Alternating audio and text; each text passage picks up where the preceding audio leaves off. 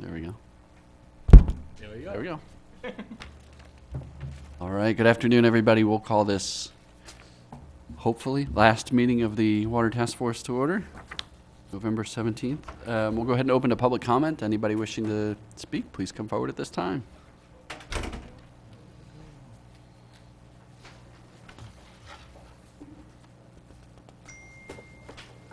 Good afternoon, and for the record, Kathy McGrath. I just want to clear up what I think are some misunderstandings about what has been referred to as flooding in East Bonita. For everyone's information, and this is from the National Flood Insurance Program, and you probably already know that our own Mr. John Gutierrez is the liaison, I'd say, or whatever. He's the one that works with them. And they have designated areas, flood areas, that they call them repetitive loss areas. And there's 4 of them in Bonita, and I'd like to tell you that none of them are in East Bonita. They are not where Manna Christian was, and which is not in Bonita, and they are not in the DRGR area that you are studying. The 4 areas, and there's 3 causes. Of course, the one's a no-brainer. Hickory Island, that's for storm surge.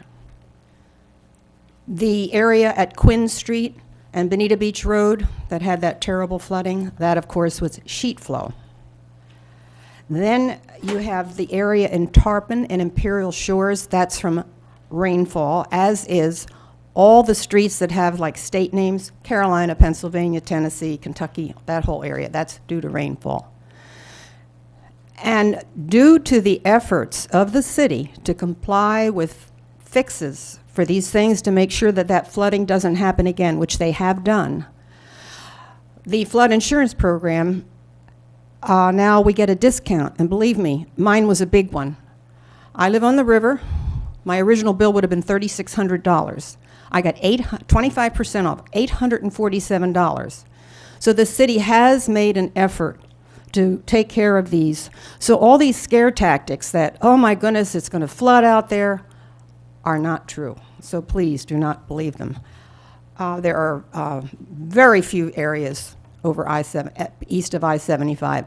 And of course, most of it is due to sheet flow. So I wanted the record to show that, and I will stop for now, and if I think of something, I'll come back again. Thanks for listening. Thanks, Kathy.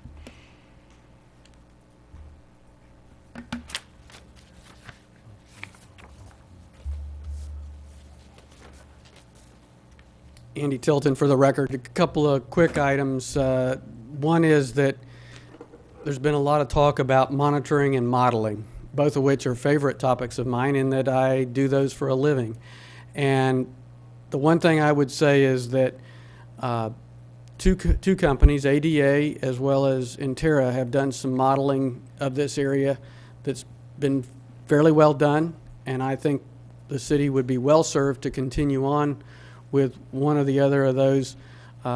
Although I'd like to do some of the work, and I might get a chance, I think they've got to jump on it because they've got the most recent knowledge.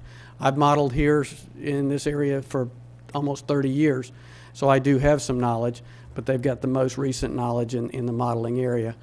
And on the monitoring side, there's a lot of monitoring that's been done through the last 3 or 4 decades. And while additional monitoring will help to do verification of present conditions and or help on trend lines, another year's worth of monitoring is not going to give us a whole new picture of what's going on here. And so it would be my hope that the city will go forward with most of your recommendations and allow movement of projects and things and require them to do some monitoring to help with that verification. I have no problem with that at all, but I don't see any need to slow up or undo future progress just because we need to do a little additional monitoring or do some modeling on a project. And some of the projects that have been recommended will require some modeling to get them through the permitting process. So, I'm not against any of that. I think that's all things that need to be done. So thank you for your time, and I appreciate your service. Thank you. Thank you. Deborah McLean, publisher of the Banana Peel, and I too appreciate all the wonderful things we have discovered about the conflicting information. What we just heard was an interesting progressive thought that we should have more development, which is the new mantra is toilet to tap. I'm not real interested in drinking toilet water because it can be refined. I'd much rather have undeveloped land. We have reached the maximum potential of new properties that haven't even been built out yet, 8,000 more east of I-75. I'm not real keen on increasing density anywhere unless it is west of I-75 on already disturbed land. I have a question, and I know I can't direct it, but there's a statement here: the proposed new monitoring stations do not take into account other ongoing monitoring. All recap sources should be first done and then define where the gaps are. I count 9 other potential sources. This is after saying that Kevin Irwin was asking for too many monitoring sites, and now they're not enough. So I think that we must continue, and the monitoring that's already being done out there, there's nothing wrong with double checking, because we have proof that there are flawed information and reports. And these are not just from John West, they are from the people who sent it to John West. So the information is not there and has to be redone. So we do need monitoring. We need well field protection monitoring, water well. We need no fracking, no oil, no gas. And you guys are wrapping it up, and thank you so much for all you've done. Thank you. Anyone else for public comment? Seeing none, let me also remind everybody there is a sign-in sheet at the back. Forgot to mention that at the beginning of the meeting, so if you could sign in, we'd appreciate it. And I got the thumbs up from John for saying that. All right, approval of the minutes from the last meeting, and great job to Karen for turning those around so quickly, so thank you, Karen. Any comments on those? See a couple typos, nothing really significant. On the first page, the 4th paragraph down where Deborah McLean spoke, it says troughing, it should be truthing, I think, truthing data, and then where it says increased dense, I think that should be increased density. And then also on page 7, just a typo on Fred's name on the 2nd paragraph up. I think that's it. I thought it was another typo, but that's all I've got, I guess. Amazing. Thank you. Excellent. Anyone else? Any comments? Can I get a motion to approve those as amended? So move. Excellent. Second? All right, we got a second. Oh, all those in favor? Aye. Any opposed? So I'll jump in now just to say, just to kind of put that in perspective. The meeting was Monday, Tuesday we were closed, and by the end of business Wednesday, those minutes were done. So thank you, Karen. Yeah, I mean, just, yeah, incredible. So, I don't know what she's going to do when we're done. She's got a couple of ideas. I'm sure. Okay. So just so everybody understands, the goal today, let's get through all the stuff that we haven't talked about yet. We'll go back to the items we've tabled, and then we'll go back through, as time allows, all the ones that we've already approved and see if there's any tweaks that need to be done, if that makes sense. So, looks like under item 4A1. Just a quick please, yeah, go question. ahead. As time allows, is there a certain deadline that we need to be out of here by? 4 o'clock. I don't think I've got another meeting. Oh, you don't have another meeting? Okay. So- Occasionally, there's another meeting. Yeah. That's right. We did change today. Yeah, Mixed yeah. up, so I don't think there's anybody coming in after us. Okay. So we can stay until we can get it all done? I will charge the I'd Conservancy my like to- billable, normal billable rate, if that's the case. I'd like to go to dinner with my wife and my brother and sister-in-law about 8, if that's okay. And I have, actual paying work to be done. So anyway, we've got some from Dennis. If we want to go through those, and I apologize. Last time, I know we talked about a few of Dennis's some of which we may have tabled. Well, and I so- tried to summarize that on the front pages of all the sections, and Dennis, let me know if I'm wrong, but I think I got it right. I think we indicated 5 different submittals that you had come, but 2 of them had already been brought up in the course of conversation and adopted. The first couple pages aren't relevant to the recommendations. Right, but there's one, I was- think, at the end of that. Right before the page 2 mark is the language that I think we tabled, so whenever you're ready to pick that back up, that we talked about Right, now you included that as, that's part of one, even though one, you're right, some of the stuff is comments, but was it ends talking with about that financial language. mechanisms, so I don't know if we keep that tabled or if some of the other language, I know you had proposed some, Scott, that might fit into that, I don't know. Okay. So however you want to do that, or if you want to. Yeah, you have If it was two, deleted for, I don't recall, but that was the one. The first one we did into, we did put into a motion or a recommendation. which one are you saying that? That first, on the prior to the city Okay, council. so, we did so do legal something. mechanisms need to be in place prior to. Legal, yeah, prior to the development happening, the standards being in place, that one we put into a motion, and then the second one, I think we tabled, so that's that. Okay, and I didn't get that from the first one that the only ones I've got from you that we voted Yeah. on were the RFP language and the aquifer recharge language. Okay, I thought we had put. I know we had something discussed in them, but I that. don't. Yeah, I don't think it ever went to a vote Oh, and got okay, I it thought we approved did of. on that Yeah. one that said prior to any increase in density. Okay, okay. So I don't know if that fits in with some of the other recommendations. I'd be glad to see if it works into somebody else's, but. And the second one we did put into on the monitoring, Right. page 2. Page 3, I thought we had a low-impact design recommendations either pending or we Yeah, I said think let's that put was some. a tabled. Yeah, let's put some examples in there, so that was what that was intended to do. Right. So, was to provide some examples that were just that. Okay. And that the And then recharge. 4 we did get- agreed. We did, Yep, we we approved. reworked. Where are we now? Well, I'm just trying to get clarification. I'm just saying as Dennis, far as as, to- if these become actual recommendations, or if they're tied into things that were tabled or tied in with others, that's my question really is, Yeah, that's what I recall, is we talked about it being Yeah. kind of involved with another. and then on my number 5, that really ties in with what Nicole had we can discuss that with her recommendation of language on that.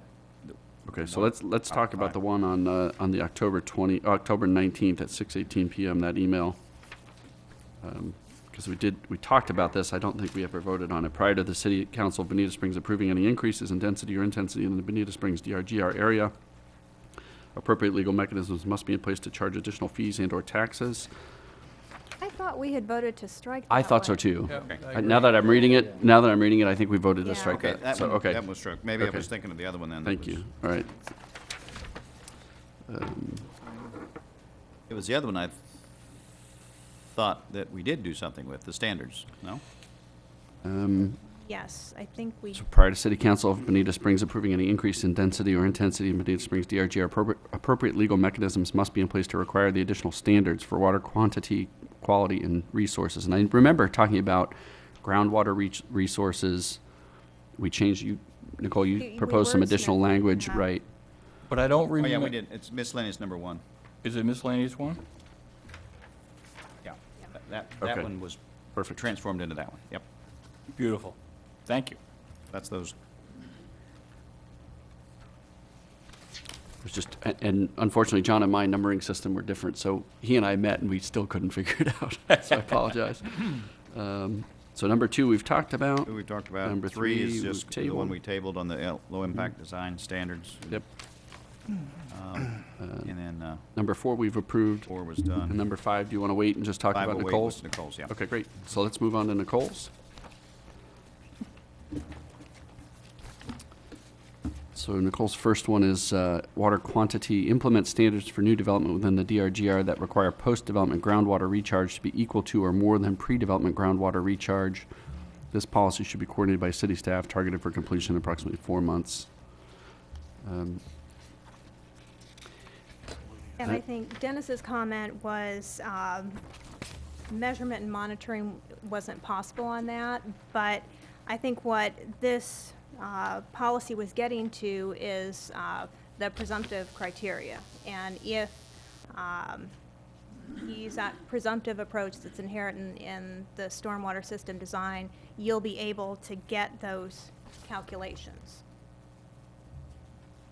Well, wouldn't by increasing or putting in place BMPs and LIDs appropriate for the type of development, wouldn't that in some way enhance groundwater recharge especially if we're requiring certain on-site retention? It certainly could. Okay. Well, my point was that the the key would be to enhance the groundwater levels, which would encourage recharge potential, which I think we have already a recommendation. So I'm not sure what you're saying on presumptive. I still don't think this is an enforceable, calculatable requirement. Agreed, yes. Oh, Audrey? Would it make sense that before you start the word implement standards, require conditions of zoning/monitoring to implement standards? And that way, we actually have a methodology. It would either be at development order time or at zoning time, we would have conditions being placed in to require them to do this. Now, it still would require, uh-oh, you're giving me a funny look here. Go ahead. I still think it's, Talking about the technical right, to Dennis's merits point. of the thing. We're not, what I'm saying is, and I'm not sure, maybe It'd you be could prior repeat to what you development said. order, but No, you're on the process. I'm on the technically it can't be done question, but maybe repeat what, Well, I'll just, and this was something that Eric Livingston had proposed way back when he did the assessment of the Baracco study. And his response to your questions and concerns was, as for groundwater recharge, this is part of the presumptive approach that is inherent in the stormwater rules. Meeting this requirement does not require an actual calculation of recharge, but instead is achieved by meeting the post-development volume not exceeding the pre-development volume criteria. oh, So Then maybe maybe it's- if it needs to be reworded to be, or what you already have a. Yeah, I was going to say, your next one You have a recommendation already appears to on deal with one. that. And then we also had one on recharge to help raising water levels to help the recharge potential or in our water. is this where you're trying, let me just ask Nicole a question. Is this where you're trying to get places that have been developed to go from an antiquated water system or groundwater recharge system to maybe a more enhanced or better, following new standards, as opposed to maybe what's out there that currently has either no standards or was developed at such time when water quantity and water quality was more minimally looked at? the way that it was proposed was for new developments, but certainly it doesn't have to be for new developments only. It could be for retrofitting of current developments or redevelopment standards. And the reason I'm asking Dennis is, I think the technical question is, can you add more water if that's only whatever was existed? I mean, you can't force water onto the, well, I guess you can, but, you know, You pump it from off-site? well, no, you can't really get permits for Well, that. No, I'm being facetious. Yeah. I know what you're saying, Nicole. I think it's duplicative of the other requirements. Now, maybe I'm wrong. Did we not take, did we not have a recharge recommendation that tied into, because I had made a recommendation. I thought it was one of the ones we just flew through there. What I attached to the back of yours was that the language we had last time about the lower Tamiami receiving recharge from lateral and vertical movement of water, and therefore groundwater recharge in the DRGR is an important issue, and measures should be required to enhance the recharge potential through improved water management practices that maintain or raise the current groundwater levels and increase stormwater storage and detention. That's what I think you're saying, but I don't know if we actually adopted that as a, I Well, thought we we've got- actually had the language. We've got water quantity number 1 as well, which is to increase the amount of water retention, detention. It's under quantity, and that's why I couldn't find it. Right. Yeah. I mean, we've got a few that I think already deal with this in a more specific manner as opposed to more general. I think this is, If you look at number 18 on water quantity, that's the one I was trying to find. right, that's the one from last meeting, last week. Improved. Water quantity 18? Yeah, that's the one that I was referencing that I thought we had in, And we also have water quantity number 1. Right. Which is to also increase retention, detention, Yeah, which it will, is which basically the will, same. in theory, increase groundwater recharge.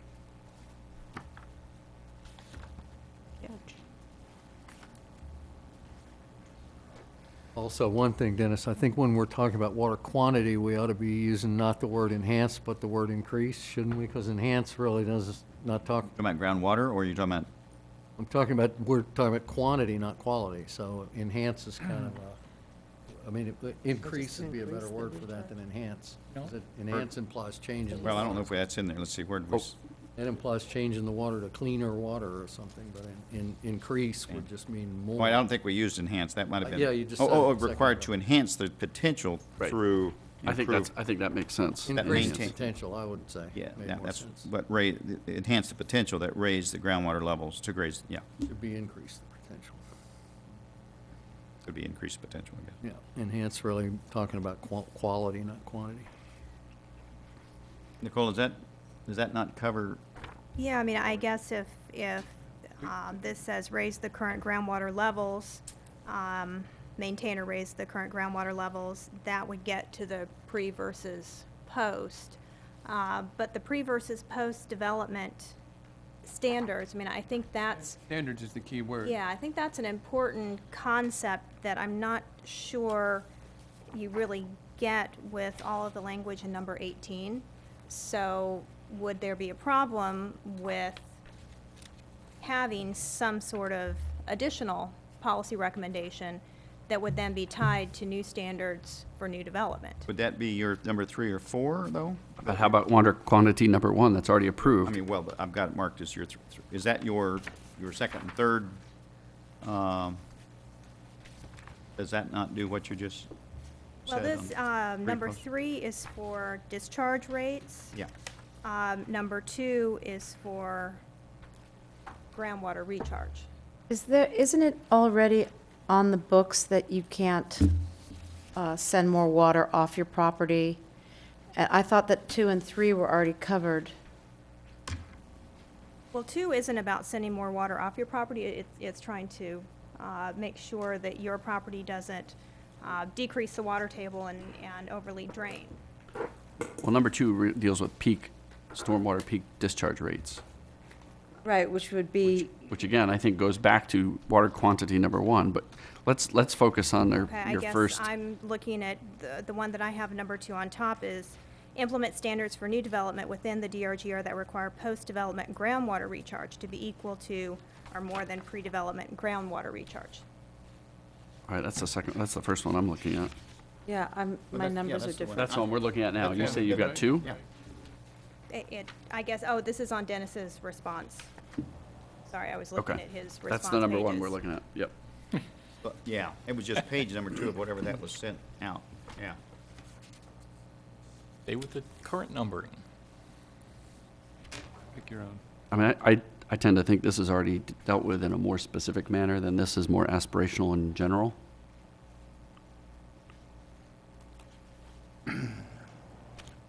Scott, I support what Nicole is saying, and in the past, we've taken a position that we're not necessarily telling city council the details of how to do it.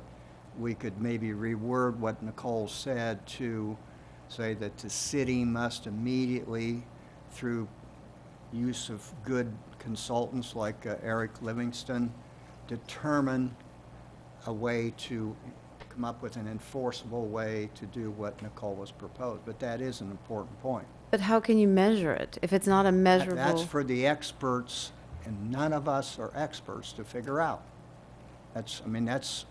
She's got a good point. All I'm saying is, we've made other recommendations where we're saying globally we think this, and we're leaving the details to be done by the experts.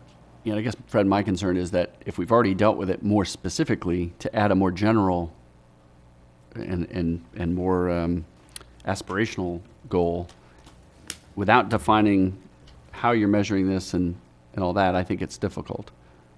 And I think it might send a confusing message that we're supporting both the specific and a more general version of the same thing. Where's the earlier reference? Well, I think we've got 2. We've got water quantity number 1, which is a very specific water retention, detention requirement. We've got water quantity number 18, which is groundwater recharge in the DRGR is an important issue, and measures should be required to enhance or increase the recharge potential through improved water management practices that maintain or raise the current groundwater levels and increase stormwater storage and detention. Those are, and Nicole, those are measurable. either drainage volume, as you mentioned, with detention, or groundwater levels. They're measurable. Recharge pre and post is really not measurable. Right, which it would be that presumptive criteria. Yeah, I know, but so you might as well use the other criteria that we already have, which is measurable, which is the pre-post. I'm good with that, but I don't think you need both. I mean, because it's not an enforceable requirement. If the city looks at it, it could be confusing, in my view, anyway.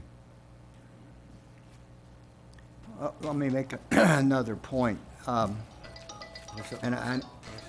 Due to Dennis's definition of what groundwater recharge is, which is horizontal and vertical, and what the experts I referenced were referring to was they said they didn't talk about the horizontal. Horizontal is like a river flowing. Our aquifers flow in from the north and east or the northeast. And if development upstream from us screws up the amount of water that goes in up there, by definition, the flow in will be less than we were getting. What Nicole is, I think, trying to deal with is we want to minimize doing anything that would affect the vertical recharging of the aquifer in and around the DRGR area. And that's what that other recommendation did as well. Well, I don't see that, because you can, if you take these measurements, what you're talking about, if there is something that happens upstream, it's gonna make it appear that we'll have less water. We'll know that. I think that's why the presumptive approach is a good approach, because you really can't come up with a real solid number of how much is horizontal flow, which is just a river, the underground river, versus what's coming through the ground. So how do you enforce it, Fred, if you can't come up with a number?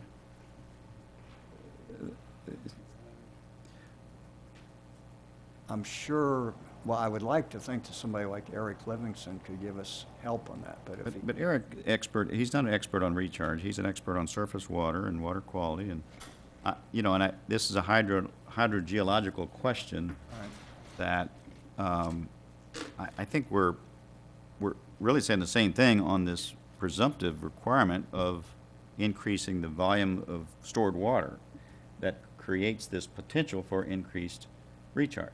So Yeah. why try to measure the recharge itself when you can measure the volume and you can measure the ground levels and things like that are scientifically doable versus one that's not? I mean, just... Well, I think one thing we should be able to do is determine roughly, on the average, how much water is stored out there now all over the DRGR. And what we want to do, we should be able to translate that to how much is being stored on a property during the normal wet season. And what we want is at least that much water remaining on that site if you're going to try and keep the recharge close. They're going to get more because you got ditching and pumping now, so you're going to have more storage. And I think our recommendations basically provide for that, yeah. And the permit requirements provide for that as well. So there will be more storage than's there. I think the key, though, is Can you implement move your microphone down, standards. Dave? Move your microphone down.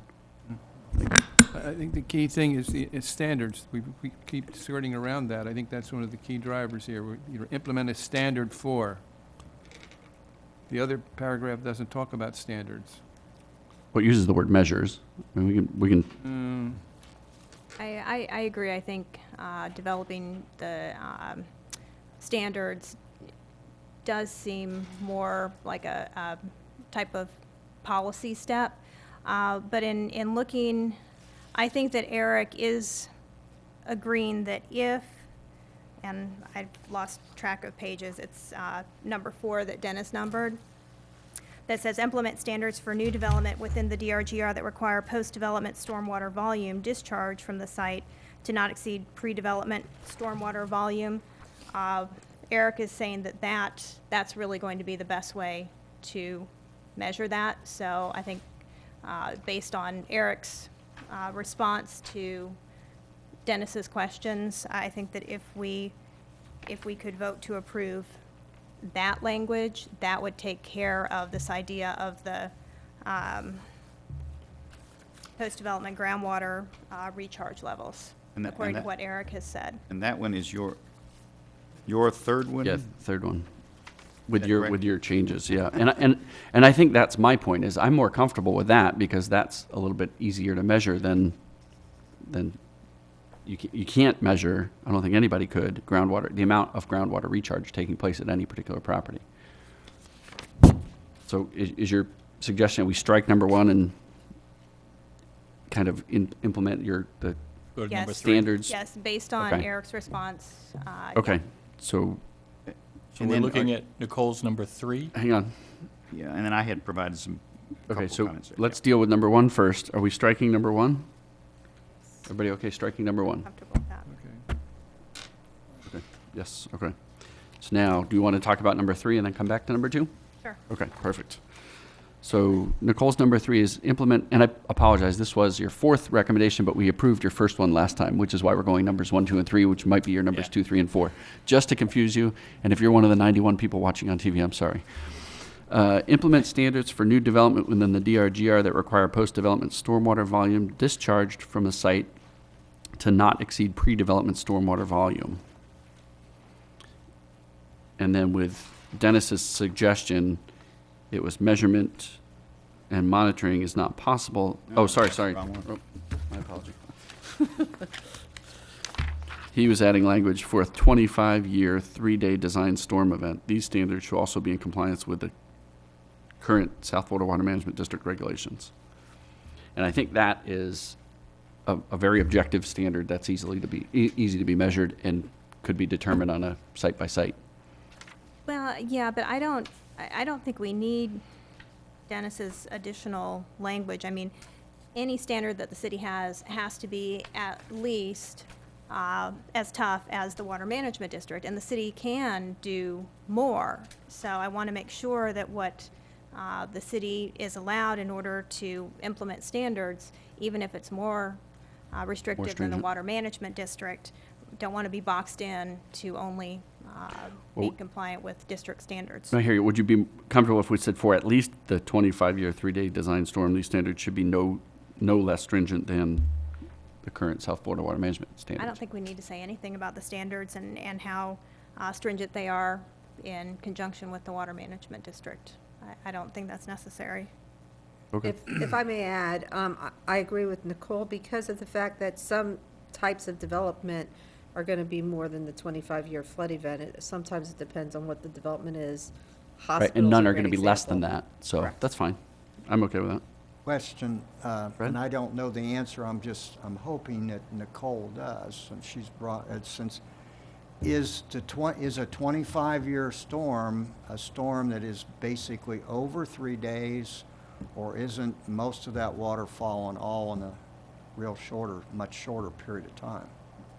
And yeah, that's a question that I Well, and don't if, have the let answer me to. then go on, if we don't know, if the NOAA 25-year storm is not based on 3 days worth of so much rain, when you spread it out over 3 days, you've lessened the whole risk of flooding and everything more than what a 25-year storm brings. So, I think at some point we have to leave it up to the I would feel more regulators. comfortable if we would say, based on what the national weather, whatever defines as a 25-year storm, not something that we add a little thing into, because I don't know, and I don't think any of us know. But if I'm right, that it's a shorter duration than 3 days, over 3 days, then we really don't have a 25-year storm. We have what's called our definition of a 25-year storm.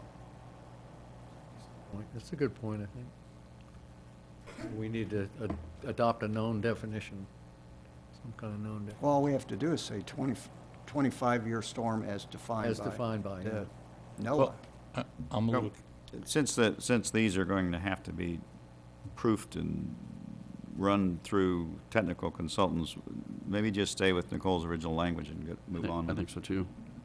I mean, I was just trying to come up with a better definition and- based on water management And district. to Audrey's point, there are going to be some developments, a hospital, for example, that's going to require a higher standard. So I mean, my point was to put a threshold or floor in there, but Well, I'm fine not I putting think that that. should be the minimum. That doesn't Well- mean that we can't have more. Well, again, there's a big difference, well, actually, there's not. Some events are gonna, I mean, HUD is not gonna lend money to certain developments unless it meets certain flood requirements. So an adult living facility, a hospital, they're going to have the higher event because HUD's gonna require that. It doesn't matter what the city wants. Fire stations have to be at a higher level. But like if, let's say, just as a hypothetical, most of the developments that I've heard being kicked around, I would assume would not be loaned by HUD money. It's gonna, so they're not necessarily dealing Well, with when I the use HUD. the term HUD money, it's government financing. So if it's a government-backed mortgage, you're right, there could be entities that aren't governmentally financed, but Right. usually hospitals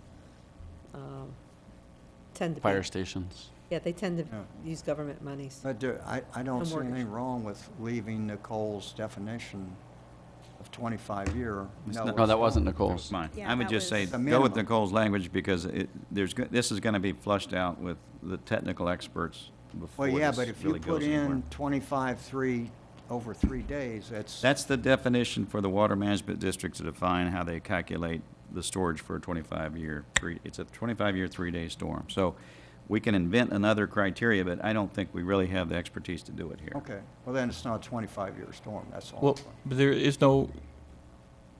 nobody's adding that. Maybe I'm the one who's confused here, but I thought that Nicole was offering her language without any Correct. references to any 25 Correct. years. So you're having a debate about something that's not in. Right. I think Fred's point was he'd like to see it in, Well, but if maybe, you're gonna have it, I'd rather have it, whatever Noah says, a But, 25 years. but you're not going to have it. right, I think we're not, I think the proposal is to, let's vote on this the way it's written. So the way Nicole's got it written, implement standards for new development within the DRGR that require post-development stormwater volume discharge from the site to not exceed pre-development stormwater volume. This policy should be coordinated by city staff and targeted for completion in approximately 4 months at a cost not to exceed staff time to draft the language and process the policy. All those in favor? I'm gonna abstain. Okay, and Dennis is abstaining. That's 6-1.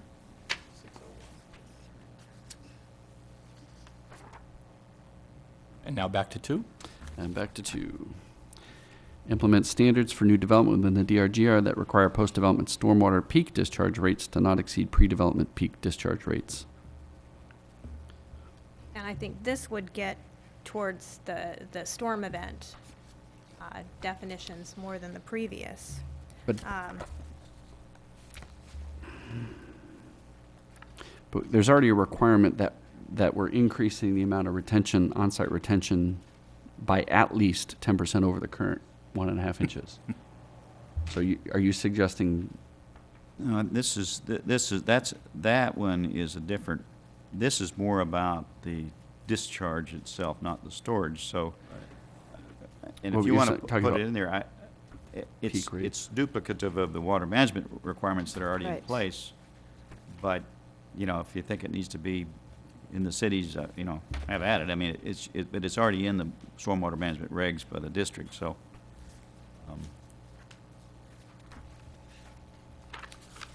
But is that something that the city would review now, or would having a policy like this, even though it could be duplicative, that would then allow the city to take that information under consideration as you're doing your review for projects?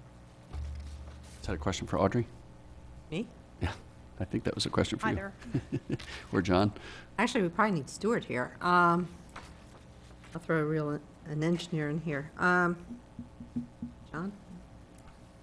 Well, the city government's going to require you to have your water management permit before you start construction. So Right. if it's in the regs, you got to do it, whether the city says you got to do it or not. So I'm not sure why we That's need to already have- existing in LDC 3, as far as stormwater. It's a Is that very- in the LDC that you meet that requirement, as well as the district permitting requirement? I think it's not, as written, it's not in. I don't think. I'd need to research that. I can grab my computer. But as far as meeting the South Florida Water Management District is a requirement. You have to, before we can issue a development order, you have to obtain your South Florida Water Management District. Well, of course. And they're yeah. going to require you to meet this requirement. But if the city also has this requirement, then that information would be submitted also to the city, and that could be part of the city's review of a project, versus just looking to see if a water management district permit had been issued. Would there be any Right. problem with the city then having this type of technical information? I don't As part of your think, the review? question isn't so much the problem of the city having this technical, it's what would the city do if it had the technical, and the city would have to have somebody with the technical capabilities to actually review, monitor the information that it received. I mean, we can always be a database and hold additional information, but, you know, if we don't have an ability to actually quantitatively review it, I mean, don't look here, I can't look at the models and figure it Well, out. I mean, I think a lot of our policies, it's going to require someone with a technical ability on city staff to review them. So this is no different than at least half of our other recommendations. I mean, I think that's something more for our development services. The other issue, I'm just pointing this out for fuel for thought, is generally we require the stormwater management system to be approved by the Water Management District at time of development order. And many times we're in situations where the public wants that to be done at time of zoning. You know, where zoning is a more conceptual. So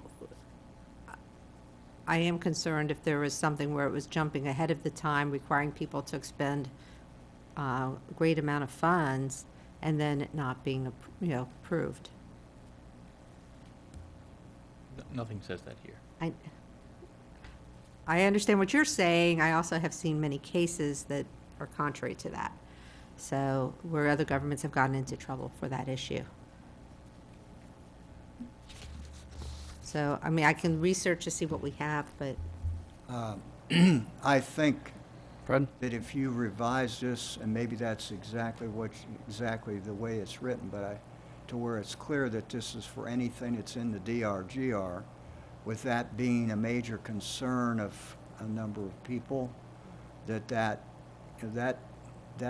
is more than okay, because that way it puts the emphasis on making sure that they don't do something where there's more runoff and discharge in the event of a major. And I think it should pertain to properties also outside the DRGR, because there's a whole strip along Bonita Beach Road that is commercially zoned at Bonita Grande, and that area that is not in the DRGR. And we wouldn't want them to be out pumping there. in the interchange or in Yeah. the planned development Mhm. area. Yeah, so I wouldn't specify the DRGR, I would just say any development. I mean, Well, then I support it just as a general statement, then, what Nicole was saying. I think it's a good thing. More and more of Florida is becoming increasingly aware of issues with loss of wetlands and flooding and all that, so I see no harm in putting it in there. So having that, just removing within the DRGR and saying implement standards for new development that require post-development, et cetera? I mean, I guess to Audrey's point, what is the city's role? Are they reviewing something, approving something, or is it just informational? Well, if it's implementing standards, I think that the city would have Well, but some the standards role are already in in place approving. by South Florida Water Management District. If we just say we have the same standards as South Florida Water Management District, what then is our role? Is the city's role? Well, I mean, the city has, I think, a different role than South Florida Water Management. And the city's going to, hopefully, with all of these new regulations put together, come up with some more creative standards or options for creating compliance with all of these types of policies. And when the city is reviewing a proposal that comes forward, I think that having this piece of information is going to be key to making sure that everything fits together for the city. but would it come to the city if it hadn't already been approved by water management? When it comes to the city, it's already been approved by the Not They necessarily. usually do the concurrently, but what happens is we're not allowed to issue the development order until they obtain their water management district permit. So if it hasn't met this standard, it doesn't get to the point where we issue a development order. But wouldn't you like to have this information as part of all of the information, especially with these new policies, so that the city could review to make sure that everything, But I think that goes to the question is, what's our role? Is it just to get the information and have it and be able to review it? That's one thing. But if we're implementing standards, what's the point of implementing standards if they're the same as somebody else, you know, see what I'm saying? It's, right? Well, I mean, that, if the city didn't have standards, if the city was going to incorporate this information that was going to the water management district just as part of the review, but not have a separate set of standards, it might require that the district permit be issued before the city actually does their review or completes their review. well, but, I mean, that would just hold up the review process. We want to be able to do the reviews concurrently and just not issue a development order until the water management district Right, greenlights it, if both are going through concurrently. which is what we do now. But Nicole, it sounds like what you're saying is it would be nice if the city had the information that the applicant submitted to South Florida Water Management District, and we can say something to the effect of any applicant for, you know, development within the city who submits information to South Florida Water Management District shall also submit a, you know, copy to the city for review. I mean, not that we can do I anything think about we it. already have that. Our engineers review and Right. also give comment. Yeah, private comment, because I think we had the same kind of language on the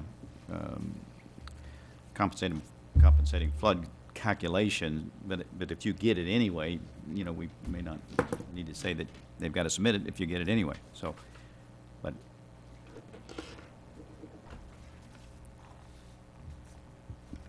Well, what if we wordsmith the language and voted on it, and then if it is absolutely, completely duplicative, then, And that's what I was going to point out. Let's not get lost in the weeds about where these are all going. Your role here today is to finalize your recommendations. I am pretty sure that council at some point is going to look to staff to say, okay, we've got these X amount of recommendations, legal, which ones are doable, you know, community development, which ones are policies that you have already on place. I mean, I'm sure we'll be giving the council input, and it may turn out that what you're recommending is, hey, guess what, already there, or not, but I wouldn't worry about it too much at this point with what you're doing. Obviously, we don't want you to be giving recommendations that don't make sense or aren't consistent with things that we think we can do, but it may turn out that this one, you're already closer to it than you think.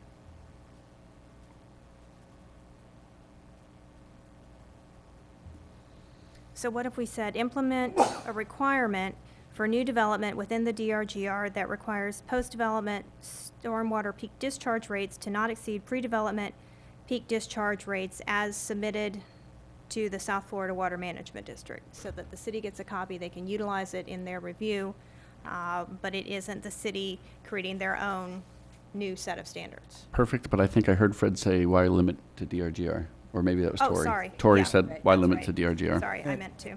I would raise one other question. I'm posing a question. I'm not saying we should adjust the language, but not only is it important about not exceeding the pre-development discharge, but sometimes you'll end up with the water being discharged to a completely different route than it was originally going on.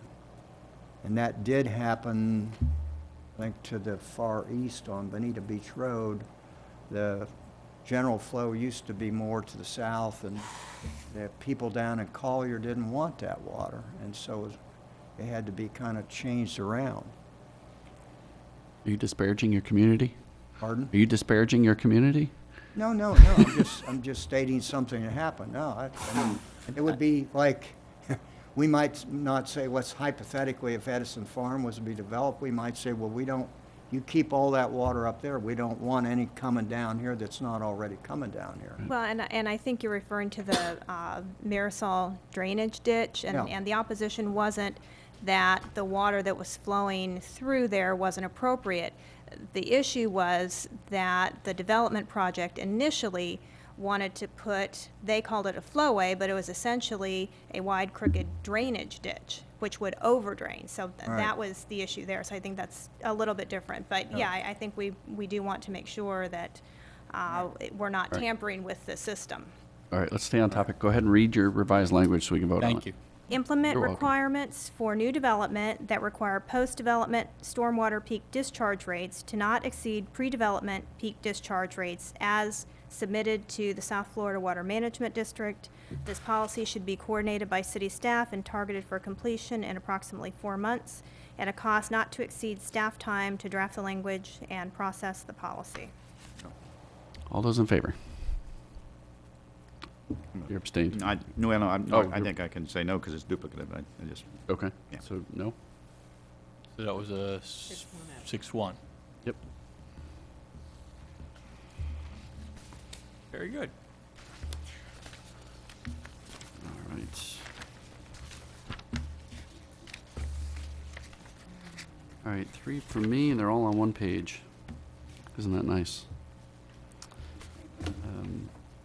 I've got, and this relates to private property, implement a policy that failure to clear a flowway or flood control structure is a violation subject to enforcement by fines or costs of clearing such flowway or flood control structure. excuse me, did we pass over Nicole's first one about the water? No, we Cancel. voted on that That one last last time. time. Struck it. Oh, the water quality? Yeah, That's I a, that's a, think- we're not, yeah, we haven't gotten number to that yet. 5. Oh, okay. Yeah, We haven't we'll gotten go to that back yet. I thought that was one of the. We'll come back to things. that. Okay. Sorry. So this one came out after Matt Feeney's discussion about there was some flooding, and they, after the fact, went back and looked, and there was some HOA drainage ditches that were incredibly overgrown, and so I think we as a city need a policy that allows for enforcement of some degree, fines, or the city goes in and does it, even if it's on private property. So this is on private, so maybe you need to say that. I do, yeah. I had submitted this back in July, and it got Yeah, lost in I- the weeds. I would support this, but there's a little caveat. That'll be that the argument's gonna be by the people that you're saying caused the problem, that, well, a lot of that crap washed into my flowway during the storm, which is true. There is, when you get a lot of flow going, you bring all kind of debris and sticks and other things down, and then if they catch on something, then they start making a dam. I know. Yeah, and I mean, I see this as no different than somebody with a parcel of private property where people are dumping things, and they will send a notice of violation to the property owner saying, clear your property. Right. I see this as no different. I so. support it. I just brought up a Right. realistic thing that happens. Yep. So we're going to tweak the language to add something about private property, or no? I mean, I think we've already dealt with it for the other agencies that have Yeah. flood control structures. This really relates to private property. I think that, and I think generally it is probably a good one, but back to what Fred was saying, I know there's areas where the private property is messed up, but so is the public right next to it. So, I mean, so we're going to enforce the private guys to clean theirs up, and then, and I'll speak in specific to Rosemary Canal, Beauty of government.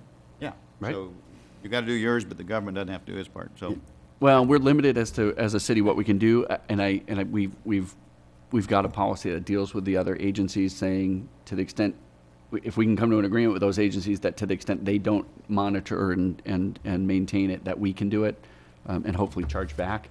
This would be similar to, send a notice of violation. I would let the staff figure out how to do it, but send a notice of violation. If it doesn't clear up, then maybe it kicks into gear the public agency to do its part then. right. Right. But are most of the actual flowways and flood control structures, even though they might go through private property, aren't they still the responsibility or under easement of? There are a fair amount that are privately actually- maintained, Okay. And some of which are very important. and some of which we have, very little control over at And this point. in sometimes terms of- there are, I think our staff incidents- probably would appreciate this. sometimes there are incidents during high rain periods where people do intentionally decide to stop the water from going across their land. and that should be a violation, and it does happen. Yeah. Well, So, all right. Anybody have any revised language? We want to vote on it as it's written. It is, it's But written. you said private property, would you read it? My intention was for private property. I mean, to the extent the city can You know, enforce for it a on. private property owner to clear, is that what you're saying? I mean, I don't know if I don't know. Go ahead, Audrey. I mean, I'm presuming this is water quantity. Do you want to kind of broaden it so it's also water quality with ponds and like a lot of we already stormwater? addressed ponds, I Okay. think, right? yeah, and actually, Fred, I think, brought up the pond issue, and we voted on that. I was going to say so, yeah. But I mean, this is really water quantity, flood control structure stuff. Directly in response to Matt Feeney, his presentation, which was great, and trying to help him out, do him a solid. Okay. I think you need to specify as private property, or otherwise the city might have to. I put in private and flowway. Put a violation on itself or so. I mean, you I'm know, okay with that. Somebody, you gotta define who the violator is here. How about just private flowway or private flood control structure? And by private, I mean an entity like a homeowners association or a voluntary homeowners association, which default means all the property owners in the That subdivision. might work. Or how about implement a policy that failure to clear a flowway or flood control structure located on private property is a violation of. That should, Sounds good. It'll show as an easement, is that, oh, pardon?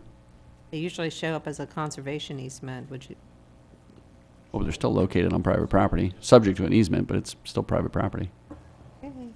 Well, what you tell me. You're going to have to enforce this, so. right, and the reason why I'm giving you the funny look there is code enforcement will look at the site, they'll hit the exact area where the conveyance is, and if it doesn't show it as the HOA, if it shows it just as a conservation, well, depends how it's, again, I'd have to look at the property appraiser, see. How about, We We can work these issues out, though, John's correct. that's for us to deal okay, with later. perfect. You know the intention. You got it. Okay. That's all we need to focus on here. Okay. So do we need to even bother adding the private property issue? Because No. if you're going to deal with it, let's strike that. Yeah, let's leave it. Let's just like it is. keep the language the way it's written. Right. If you guys as staff are going to handle how to actually do that, I'll leave that to you. Yep. All right, so all those in favor? Beauty. Can we go to number 3 instead of number 2? I prefer number 3. Let me just go back for a second. Please, yeah. So in terms of where we're going to place these in the universe of recommended languages already, is this a water quantity Quantity. 22 or something like that? Is Yeah, that what you're water suggesting? quantity number, whatever, next Okay. in line. And I probably should have brought this up when we did Nicole's too, that we,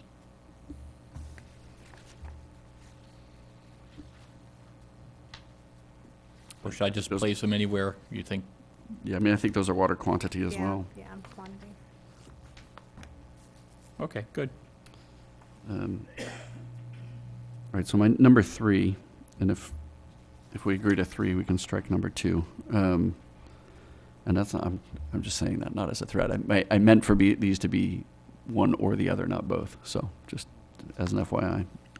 But number 3, increase the millage rate citywide by 0.05 for a minimum of 10 years, which funds shall be placed in a segregated account or fund to be used specifically for water quality, water quantity, and groundwater resource projects. My intention here is when we did beach renourishment and we talked about having a special assessment for people who lived on the beach, everybody was up in arms. We did a citywide assessment or increase the tax or what have you for beach renourishment. I think this is no different. This issue, everybody benefits by, I mean, busloads of people came out from communities out east, so they're as passionate about it as the folks on the beach. So How many dollars per year is that? it's about $3 million. 0.05 mils?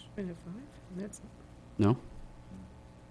My math might be wrong. Don't What happens think with the so. other money that's already in capital building and project? Completely different. This would be on top of, would be my thought.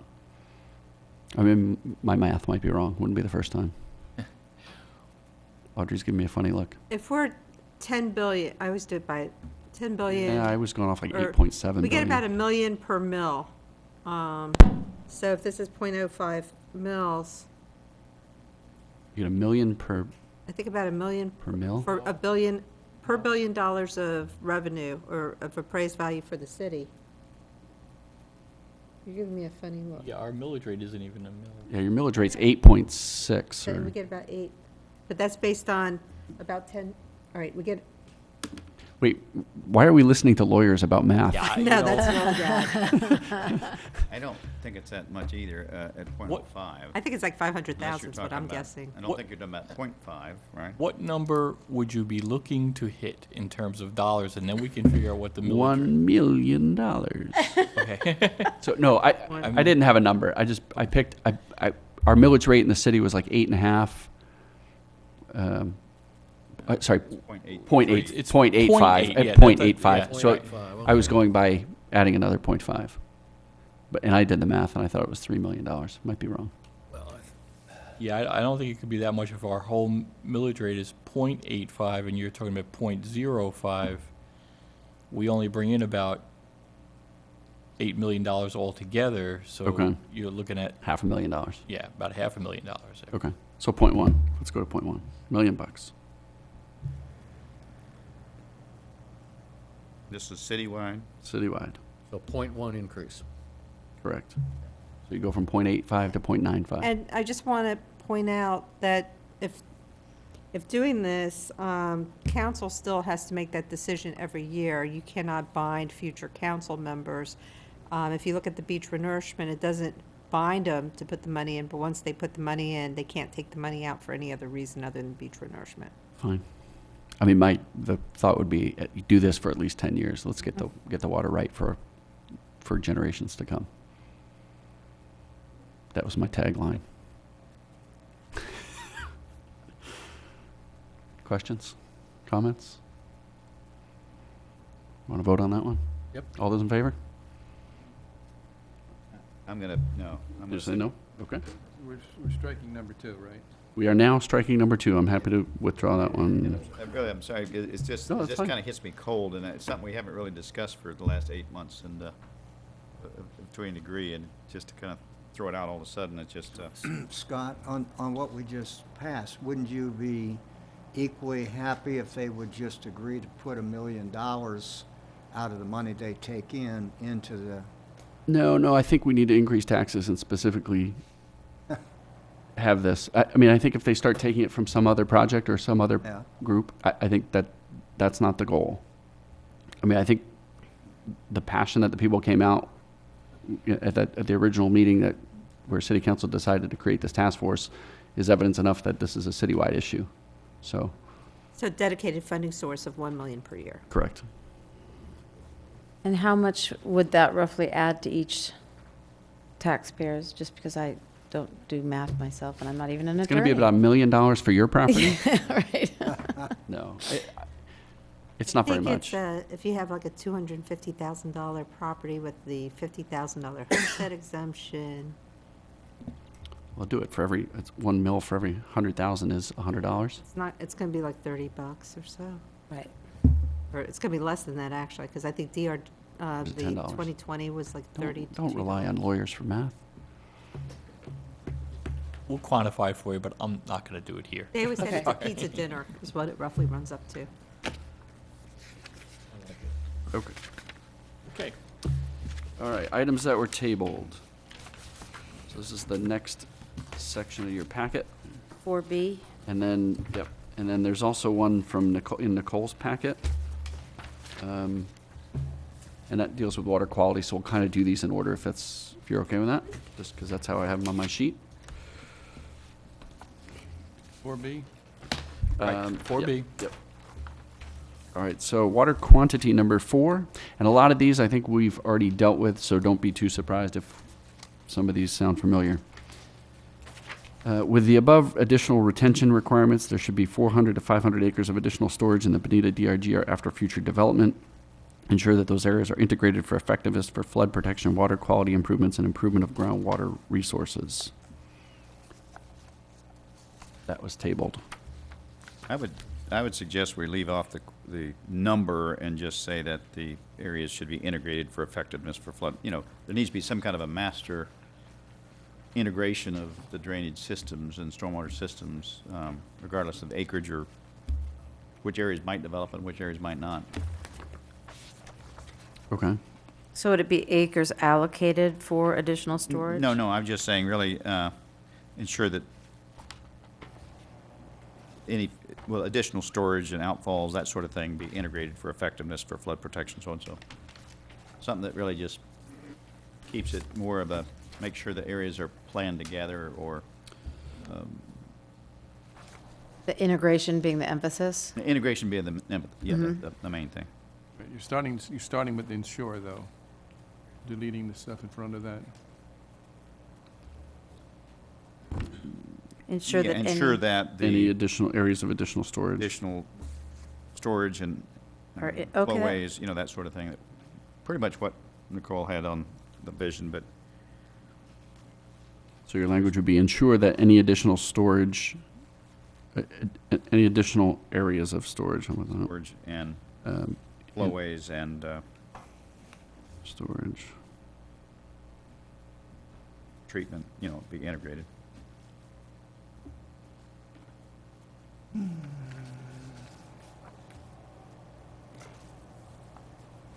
So we need to insert, if possible, Hang on. Would be if possible.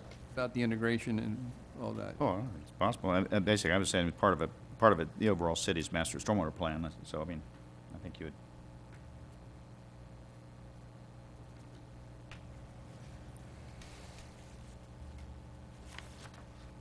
Until Okay. everything is integrated. you're Can gonna we have read some gaps language somewhere. back? You're gonna I think be- I've got areas of additional storage, flowways, and water treatment areas in the Bonita DRGR. Ensure that areas of additional storage, flowways, and water treatment areas in the Bonita DRGR are integrated to the greatest extent possible for effectiveness for flood protection, water quality improvements, and improvement of groundwater resources. Sounds good to me.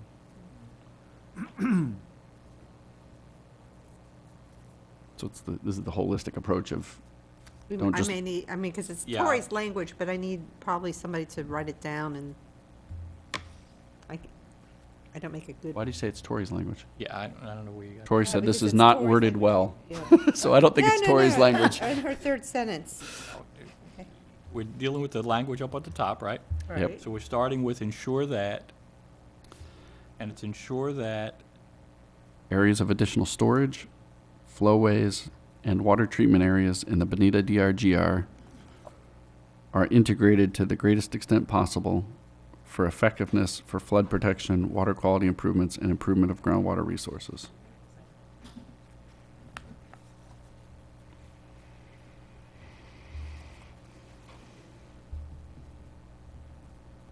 Scott, can I just make a copy of your sheet? You can.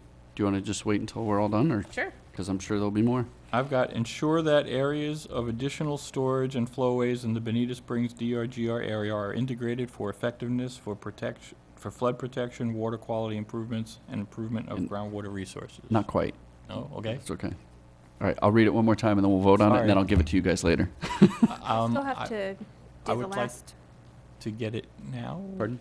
we still have to do the last sentence of coordinated by how many months and Okay, cost. again, I think it's going to be city staff, 4 months, and no time, no cost other than the time.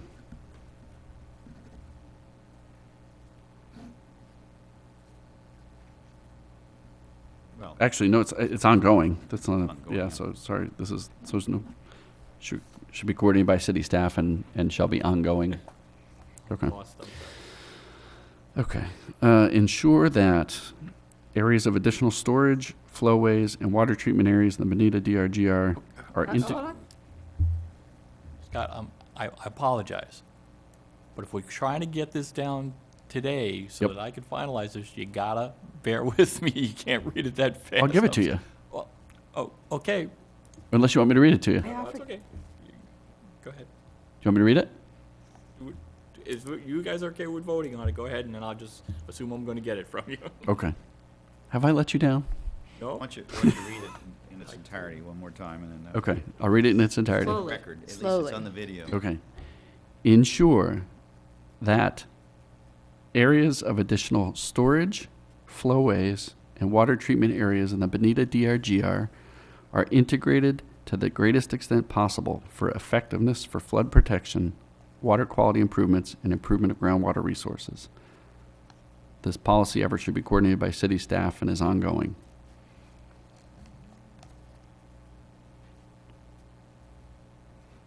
Did everybody get it? All right, all those in favor? I'm good, but I'll abstain. Okay. Yeah, you said that, so. Okay, number 5. Require that all civil engineers that perform compensating flood analysis for South Florida Water Management District review also provide those calculations to the City Public Works Department for review of consistency with the City Master Stormwater Management Plan and with the associated flood modeling of the plan. And I think we probably just handled this with Nicole's revised language. Yes? Yes, I would think so. Okay. So are we going to strike this one? Everybody okay striking this one? Yes. Move to strike? All right, strike. All right. Water quality, number 5. And this is the one Nicole's got a suggestion as well. So originally, this was implement and codify the Baracco report recommendations to require new development to improve the water quality in the DRGR by over 10% over the required 26.5% reduction required in the BMAP for a 29% reduction over existing conditions.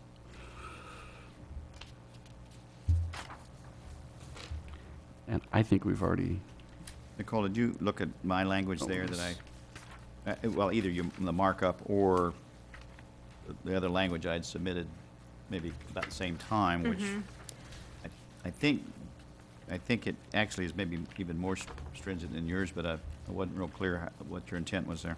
Well, the intent, and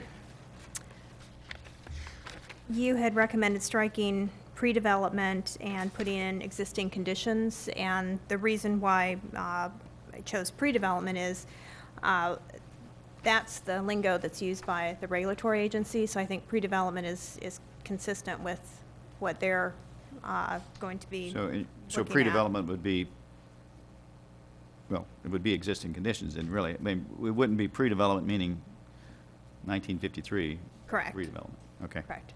currently existing. That's why I like your current, existing, whatever, yeah. right? Okay. I like your, As long as it's clear, and, I just was trying to make sure that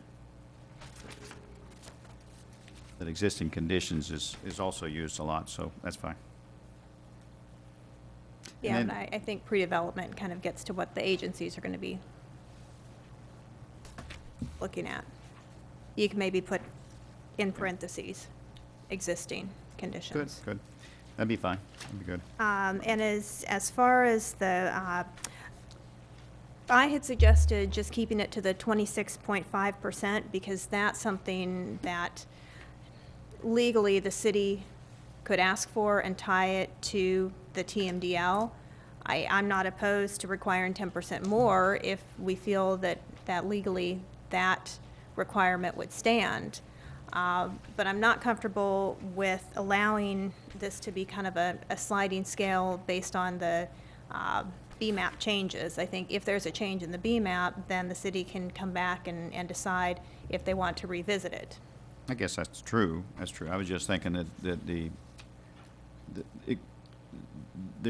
things do change, calculations change, conditions change, and if the BMAP or the TMDL estimates change, could be more, or could be less, that it floats with it, so you don't have to change it, but yeah, I think I've heard FDEP talk about having to change those requirements or even the they're calculations. going to be updating so, it. yeah, They're updating yeah. it now. It's just, we don't know. Do what's we, gonna be. I don't apparently have all the water quality ones that we've approved. Have we discussed this as part of the already approved water quality issues? We approved It was 10% or tabled. something. Well, that was water quantity, That was the retention. but I thought we talked about the BMAP at some point. Here are the water quality ones. Okay.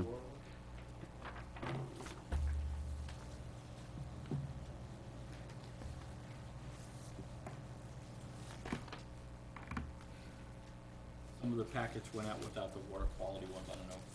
Yeah, that's, here's that other one. Oh, okay. Water quality Might not 3 be discuss the B map, although it's done differently. Thank you. I mean, you could make condition 5 as revised by Nicole Okay, we have Johnson, part of water quality number 3. Number 3 was to establish applicable best management practices and low No. impact design standards. Yeah, No, but no, I this, think this is is That's completely more different. general than Yeah, this, it's which is completely more. Yeah, the Well, BMPs might, I guess then I would, if you want to keep the 26.5% in there, I would just suggest that it, you know, as per the existing, or per the currently adopted BMAP or TMDL requirements, just so that it's acknowledged that something changes, well then, you know, the city would have to go back and change, if they make this a requirement, they'd have to go back, but at least we acknowledge that is the current requirement. but the city might not necessarily go back and change it. I mean, you would propose. Well, they don't, yeah, that's. 10% more, so obviously the city could be more stringent. Well, yeah, yeah. But all I'm saying is that mine was trying to tie into whatever that requirement is for nitrogen reduction, we could increase that by 10%. And if we don't do that, that's okay too, but that was where I was. It's much clearer only having 2 percentages referenced rather than 3 percentages. 3%? You get 3 percentages, you got 10%, 29%, 26.5%. Oh, no, that's the old, yeah. Right, we're that's looking the, at right, it's the old hers. language, We're and, looking at and hers- her Nicole down has there. drafted some Her some changes. language that she had proposed. Well, It's in her, It's on the second page. it was on her On the back. email. Right. And I just, for clarification, I guess, we're assuming that the measurement for the nitrogen reduction is the theoretical reduction based on the type of mechanism you use as opposed to actual measurements. Yeah, I mean, that. Okay, that similar would to be- how the there- city is now, gauged. And there could be Right. monitoring, which might be required from the permitting agencies, but yeah, it's But so, designing. similar to how the city is measured. That's how we're. Right. Right, right. well, I think we need to reference, though, either the BMAP requirements, because I think so, that too. is how it is calculated. To answer your question, it is calculated, they'll tell you how to calculate it, Right. and it's got to be per the DEP model and requirements and numbers, and that's what our Public Works has to comply with. Right. They have no choice, so the same thing with the developer. So Right. it's not something that we're going to invent, it's something already there as a standard through the BMAP. Right, I just don't, I guess my point is I don't want the city to all of a sudden require some sort of pre- and post-development monitoring, and if let's say you put $3 million into this system to reduce nitrogen that the DEP would have approved for your reduction requirements, turns out that in practice it doesn't work, and you've got problems, so. Now, these DEP would says it be works, it design works. criteria. No, seriously, if DEP says it works. I understand, my point is, I want to communicate to the city not to create some sort Oh, of yeah, standard that right. doesn't exist. Yep. So, And I think that would be fine to reference that the 26.5% reduction is required by the BMAP, but not make it self-amending to reduce it. correct. So you're saying that you would put parentheses existing conditions after pre-development, and you're not going to reference the BMAP at all? Yes, I Oh, said, yeah. okay. Then maybe you can reread how Yeah, you. why don't you read what you've got so far, Okay. Nicole?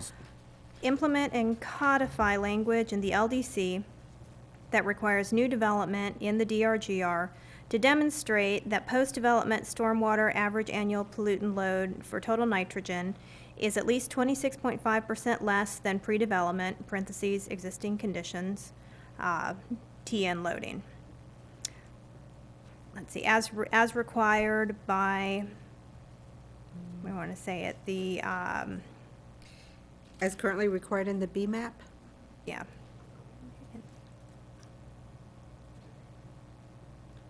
I In the got Nicole's. BMAP. And this policy effort should be coordinated by city staff and targeted for completion in approximately 4 months at a cost of approximately staff time to process the policy. Okay, I'm okay with the language except for TN loading. Was that parentheses and in quotes or something, or what? Total nitrogen. Yeah, total nitrogen. I understand what it is, but it seemed misplaced. Is it in parentheses or quotes, or? Let's see.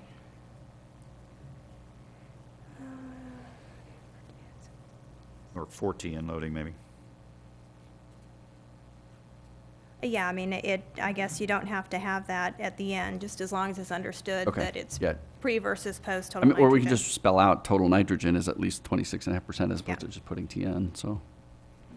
And do we want to have this for just the DRGR, or? I'm fine making that citywide too. I mean, the BMAP is a city requirement, so. Yeah. Well, all of your cities not in the impaired water basin. Now, you could, but again, that might That's a be good beyond our point. purview Yeah, too, to that's a say good we're point. gonna impose regulations outside the I mean, do you impaired want to basin say in the in the city. Imperial Water Basin? Imperial, Or you what's could, up, I guess you Imperial could River add. Basin? Within the impaired basin, sure. I'm all right with that. Okay. Imperial River Basin.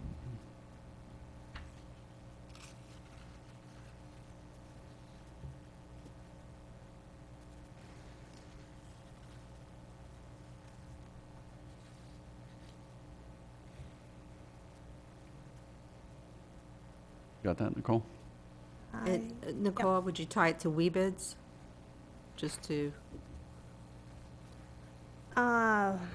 Yeah, I mean, I'm wondering if we say within the impaired Imperial River Basin boundary. I would avoid that only because I know, I haven't looked at the DEP rule, but the EPA rule had us in 3 different water basins, including the Calusa, I think we're above the Caloosahatchee for some reason on the map. So Imperial River BMAP, does that capture? I think the BMAP does capture. I thought putting in within the impaired water basins and put in parentheses WeBid. But what? is No, each no. of those WIBID have a different No, They I think do. TN loading? I think it's only the Imperial River Basin. That has a 26. That's 26 and a half. I think we leave it at that, and Okay. I think it'll be, that was really, that was the one that stuck out for me. I don't remember, I can pull it up, but I don't remember anyone else being, So do we want to reference the BMAP then, or? I think we should, in Okay. the Imperial River Basin. Okay, so implement and codify language in the LDC that requires new development within the impaired Imperial River Basin BMAP to demonstrate that post-development stormwater average annual pollutant loading for total nitrogen is at least 26.5% less than pre-development, parentheses, existing conditions,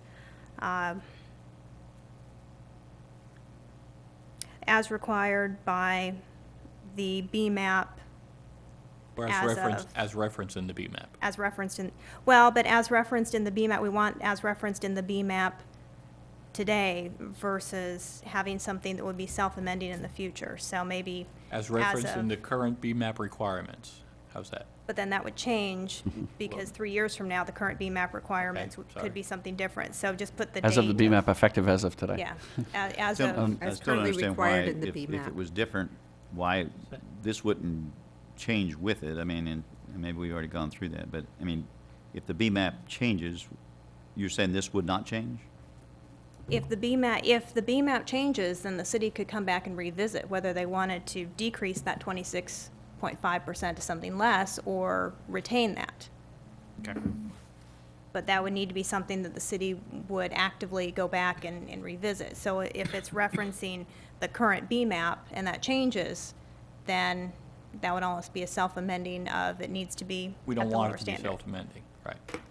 So if we ended that sentence with, as referenced in the now current BMAP requirements, does that fix it in time for you? But now current, 3 years from now, the now current is going to be. If it's a dated Oh. document, then Yeah, that's- just, can 3 we years put? from now, this is the now. Whatever. I have a question. Is this intended to be every single-family residence, when you say every new development? Just asking. I don't think the single-family residences have to go through the same permitting I know they don't, that's on, process. but you're saying require new development. Is that anything that requires a development order? Is that required, I mean, it would What's the be- intention here? I'm just trying to clarify so that people understand, including me.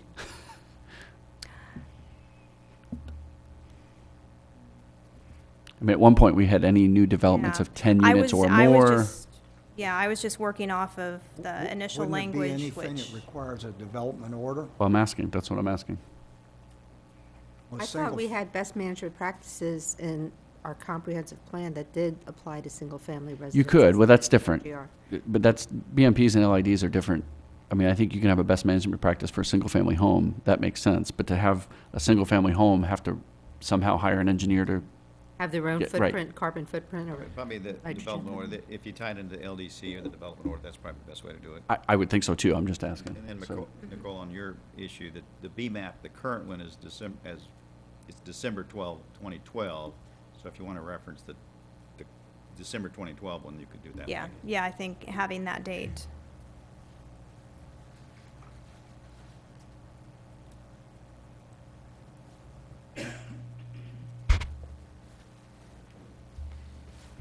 So what makes it easiest for city staff to understand which ones these apply to? Any new development that requires a development order? That would make it simple. Okay. Is you okay with that? Okay.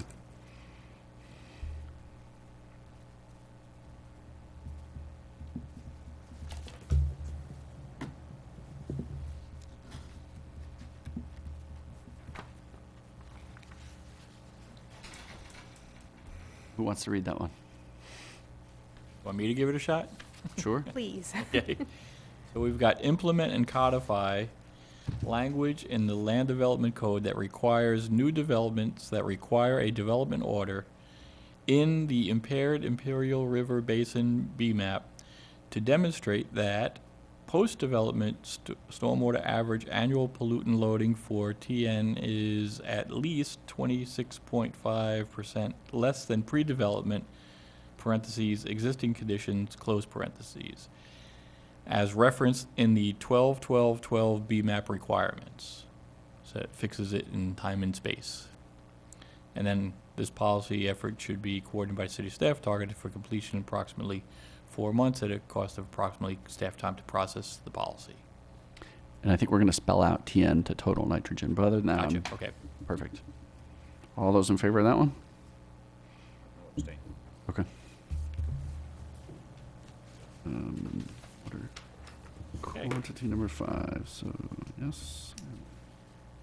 Abstained from that one, huh? Yeah, I had already listed that as Okay. abstaining, so- I didn't, actually. That was all water quality 5, That was water quality 5. So water quality 9, sorry, I'm out of order here. one page.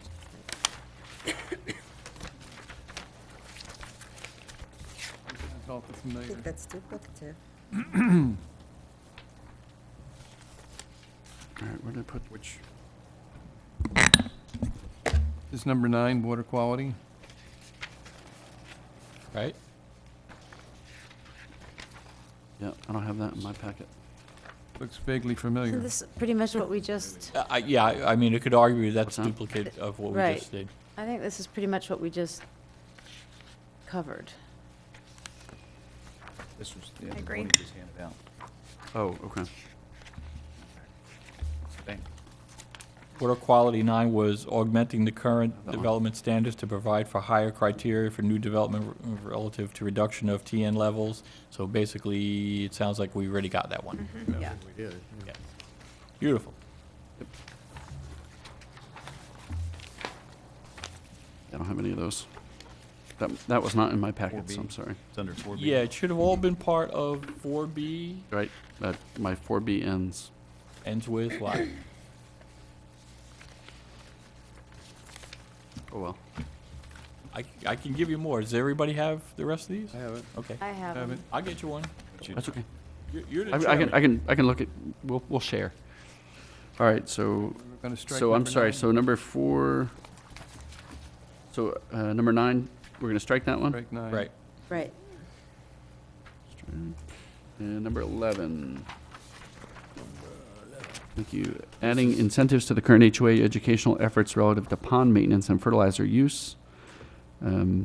And I think the intention here was to get more of the HOAs involved. Yeah, I think in this this was in program? response to the presentation you had from Public Works, amongst others. Right. And county staff about what they're doing on educational outreach. Right. Right. What struck me as funny is we don't talk about pesticides. Should we not also include them in the limitation? We're actually Because all that preempted. Poisons wash off the lawns into the streams. And fertilizer and pesticides are very different, and pesticides, there's a very strong preemption Federal against local government regulation on or state. Okay. pesticides. We can't control it. Okay, we can't do anything about pesticides, what you're telling me. State law, yeah. State law, all right. I mean, I'm sure it's part of your education efforts to say, don't overspray, but Yeah, don't kill yourself. you can't, the way we limit fertilizer use is a little different.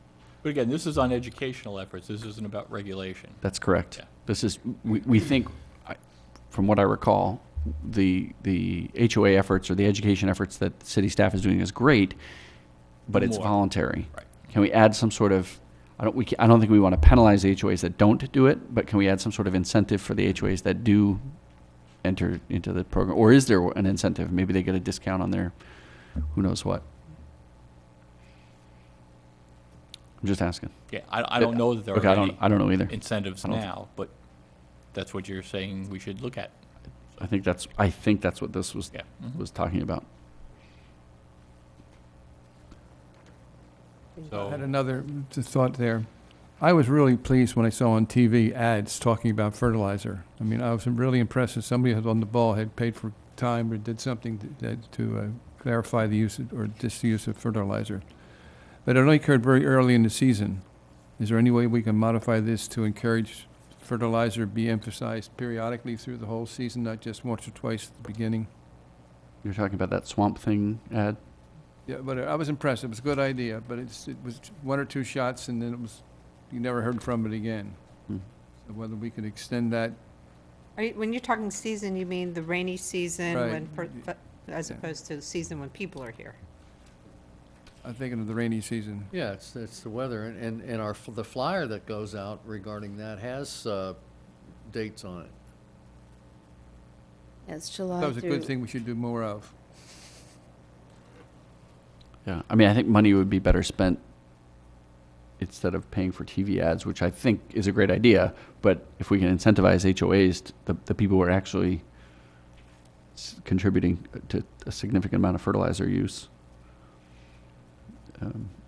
I wouldn't mind getting the owner of my building on that education program, because there's fertilizer washing through the, I mean, what we have is fine. I'm just suggesting, can we do more? up to you guys. yeah. What would you propose? I haven't thought of that far ahead of yet. Okay, well, I would tell you bring it up next meeting, but there isn't Right, one, yeah. so, Yeah, really. so think quickly.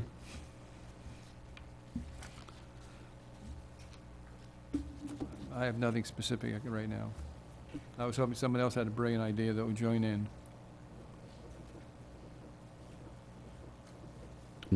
I mean, this is just an idea to city staff to consider adding incentives, but I don't know if we really need to put that as part of our recommendations. I like it because it kind of encourages more of a reach out, even more than we're already doing. Okay. So it is an idea that they can do something with that they want or not. But I like that it's mentioned because I think it's important and Couldn't this be Take it part of further. kind of the city's rotation of informational presentations that you take out to the community? Which we do, and which we continue to do. But I mean, there's nothing wrong with doing this, because you're adding, it's not all about stick, sometimes it's about carrot, and you're saying, right. add some incentives. That would be nice if you Right. could, so. We can figure out the incentives later on, so if we have like a clean HOA, clean building. Clean or- designation Yeah. right, from Yeah. the city of Bonita Springs. Audrey approved, yeah. Yeah, because then it would be like the cleanest community or So it'll be like Angie's like an list, but award or Audrey's something. list. Yeah. No. So you would say this would be a citywide, yeah? Yeah, I think this needs to be just a citywide effort. So do you want to add citywide or just leave it as it is and it means citywide? Yeah, no, I mean, I think their current Okay. educational efforts are citywide. I mean, I think I would just leave it, Okay. leave it the way it's worded. I like it. Okay. All those in favor? All right.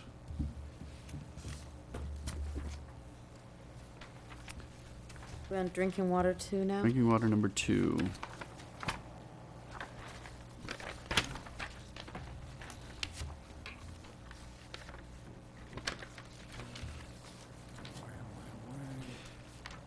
Oh, and we talked about it at the time. This was actually moved under miscellaneous water,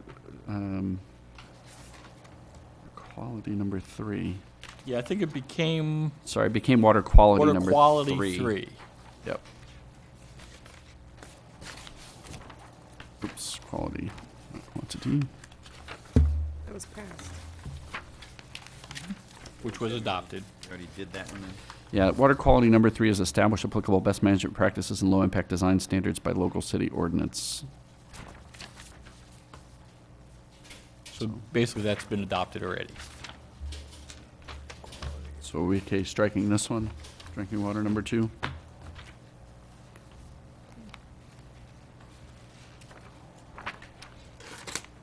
Anyone? Strike, yes? Yeah. Yep. Okay. Yeah. Okay? 2 more. Miscellaneous financial resources number 3. City will set up an environmental lands fund that can be used for sensitive land purchases, including a contribution toward Edison Farms if its city so chooses, and water quality projects funded from the funding solutions above. Include the Jefferson Flow and Pine Lake Preserve Rehydration Project and list of possible projects. Haven't we, if they adopt the millage increase, then it's set up, right? Kind of But that, yeah. this is towards, well, no, but purchases. I'm not always in favor of purchasing more land, so I would say that this is fairly well covered by the funding thing we did with the tax millage rate increase. Because I don't think it's just about buying land. I think it's about maintaining it, and I think that's equally as important as purchasing it. Okay. I would move to strike it. Okay. Anyone else? Any thoughts? And I think that we could, instead of setting up a separate environmental lands fund, encourage coordination with Conservation 2020 to identify lands that could be important, or it might be something that would go to kind of the regional working group of, there could be some key pieces. For example, some of the additional crew lands. I think we've all indicated that acquisition of those additional kind of inholdings in crew are important, so. I think that's one of our approved projects. Right, yeah. Right. So. But we've approved a funding source to do this.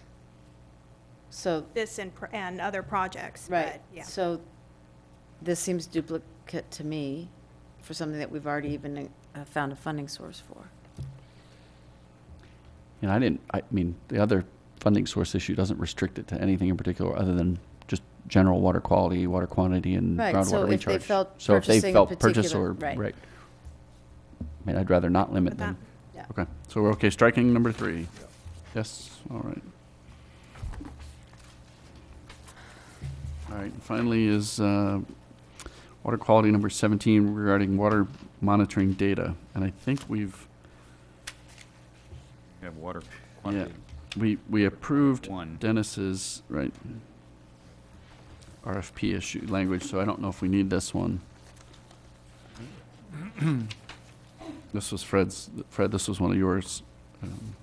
Yeah, the main, one of the things that I'm into, and I thought David Gallagher was, but I don't think Dennis was in his, is besides doing the water monitoring, that's the stepping stone to the next thing of developing the model. And I recognize there's those that say the models already exist. And once you develop the model, analyzing various projects, so that's the difference between. The way I looked at it, I see there's three different write-ups that will all equally get us down the road. Right now, we're only supporting doing Right now, monitoring. monitoring. And I sort of bit the bullet there and just and retired my write-up so that we could have more harmony and get this approved easier.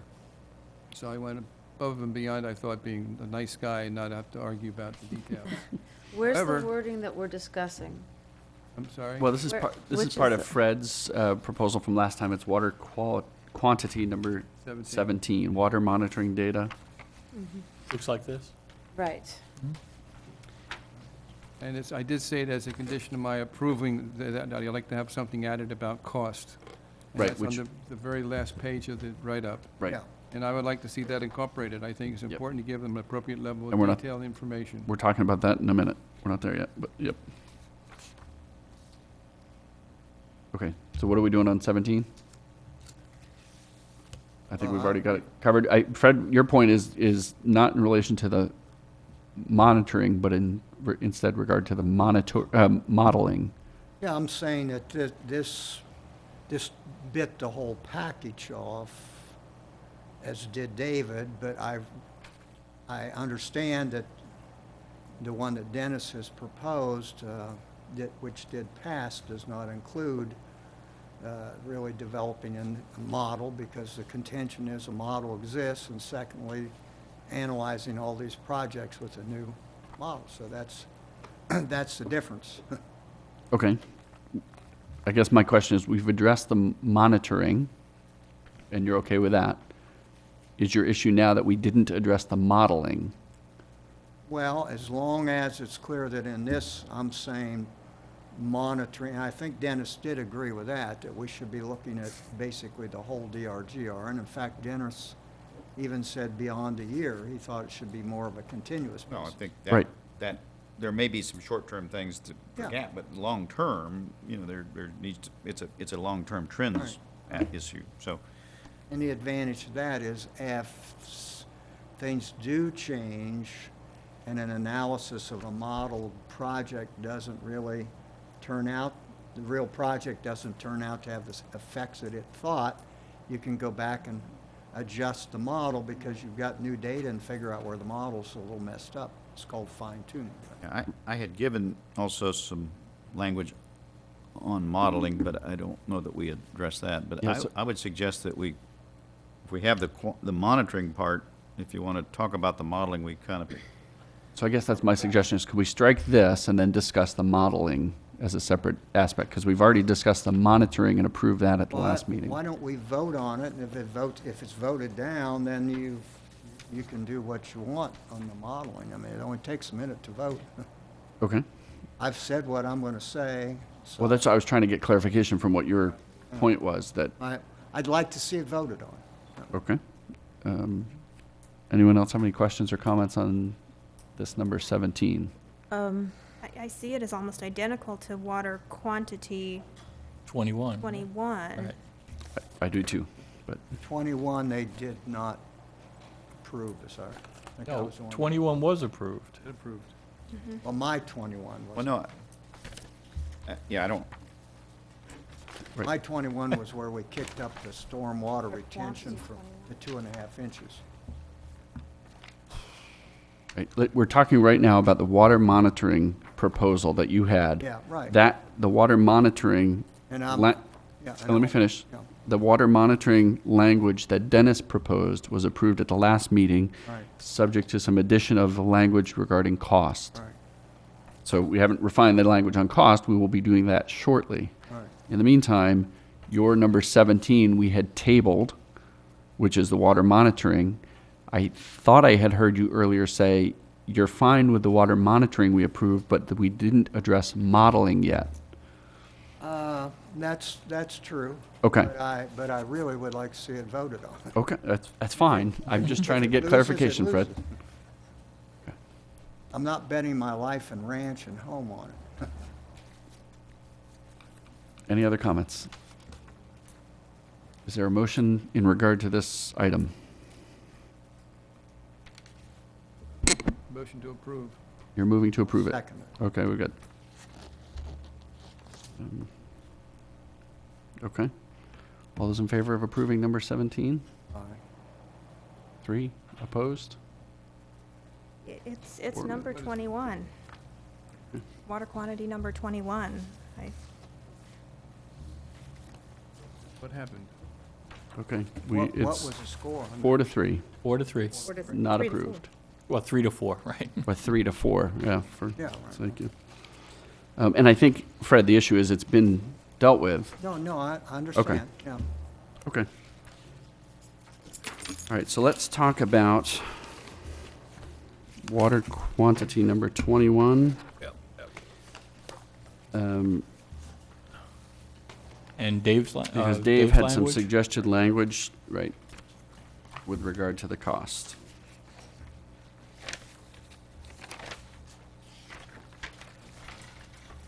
But the language is as I proposed it. I think it's important to keep the decision makers and city council as informed as possible about the cost, what's included, what's not included, and I've attempted to do that.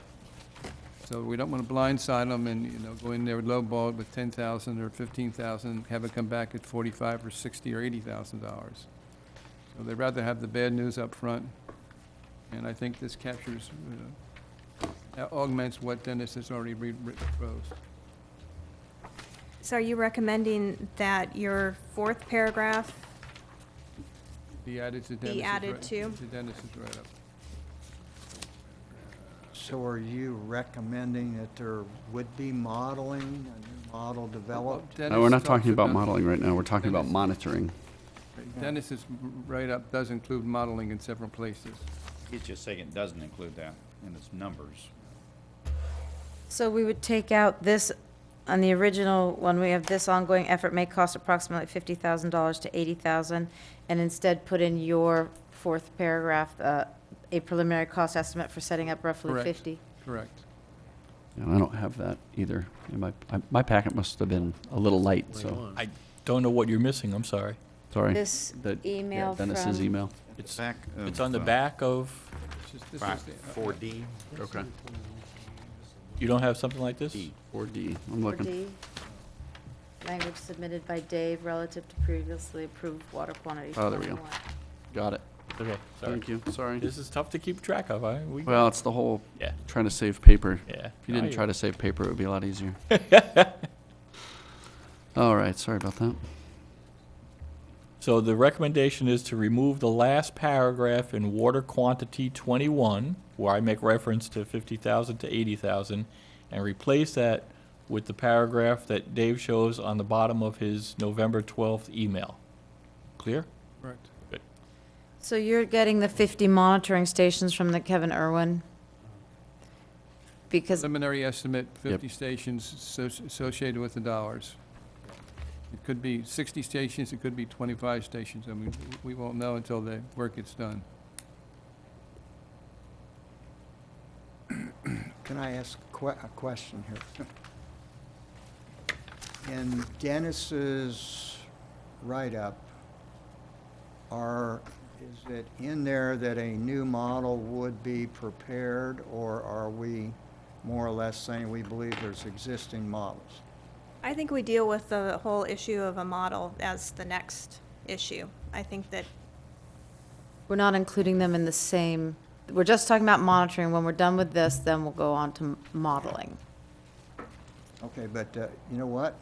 We're not around to make the recommendation. No, like in 5 minutes. Oh, okay. Right. I can go with that. Okay. One at a time. All right. Okay.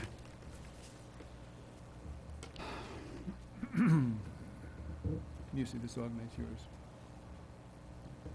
I mean, it pretty much is the same numbers we had in there before, so it's just... Adds more. Dave, would you be okay if we did away with, we just use your first two sentences and then clarify that this is based on information provided by Kevin Irwin? Because I think, a preliminary cost estimate as provided by Kevin Irwin for setting up roughly 50 monitoring stations and using volunteers to collect the data would be in the vicinity of 50,000. If volunteers are not available to collect data, costs increase by 30,000 per year. And then the cost of developing new models or updating existing models are not included in these numbers. I don't even know if that's appropriate because we're not, this RFP language. I think it's very critical to have this. This is another camel under, nose under the camel, the tent with the camel again, because, we want to tell them now that we're going to be doing analysis work downstream, and we may or may not be developing new models or extending or revising current models. But- So it's additional cost and time and effort after the data has all been monitored and collected. I'm not in agreement with referencing the Kevin Irwin, because that hasn't necessarily been adopted, and he may not be the one doing the modeling, and that would appear that we endorse him. Okay, And I'm just so- trying to determine where the money estimate came from, but I don't care either way. I personally think that the 50 monitoring stations is going to be excessive. What we're, when you take into account the existing monitoring that's there. That's So, good news. Again, that's somebody better than myself to figure that one out.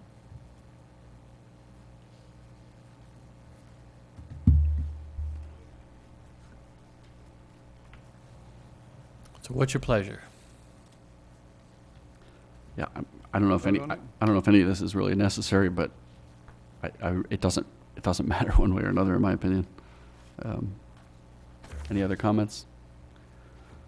All right, so we're voting on replacing the language at the bottom of water quantity number 21 with the proposed language from Dave Gallagher's email. Clear? Okay, all those in favor? Opposed? All right, 4 to 3 in favor. 4 to 3 in favor. I'm sorry, that was 4 to 3 in 4 to 3 in favor. in favor. Mhm.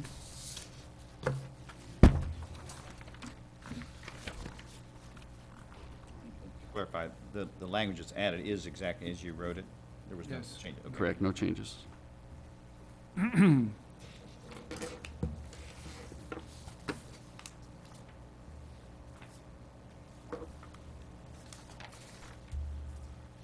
Okay. Okay.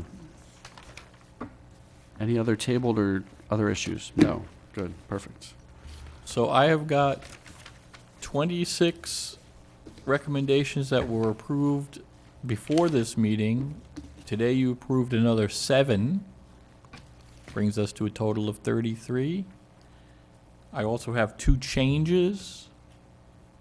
That was water quantity 18, I'm changing the word enhance to increase, and water quantity 21, I'm changing the language about cost estimates.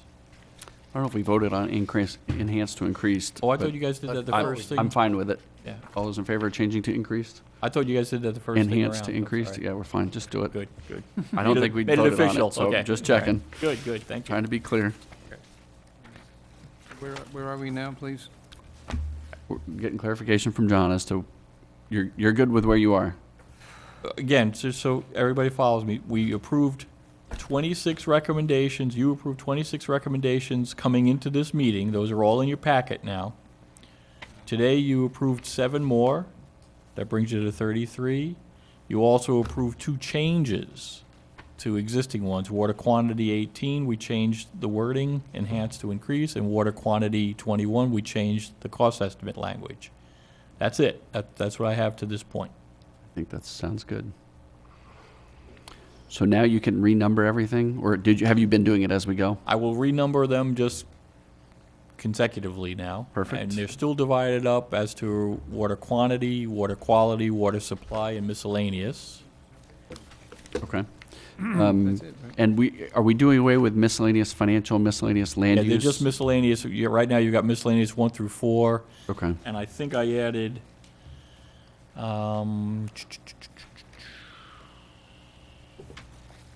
something as miscellaneous 5. Nicole's, I'm sorry, Scott's number 3, the one on taxes, I Yeah, added as miscellaneous. miscellaneous 5. That makes sense. That make sense? Yep.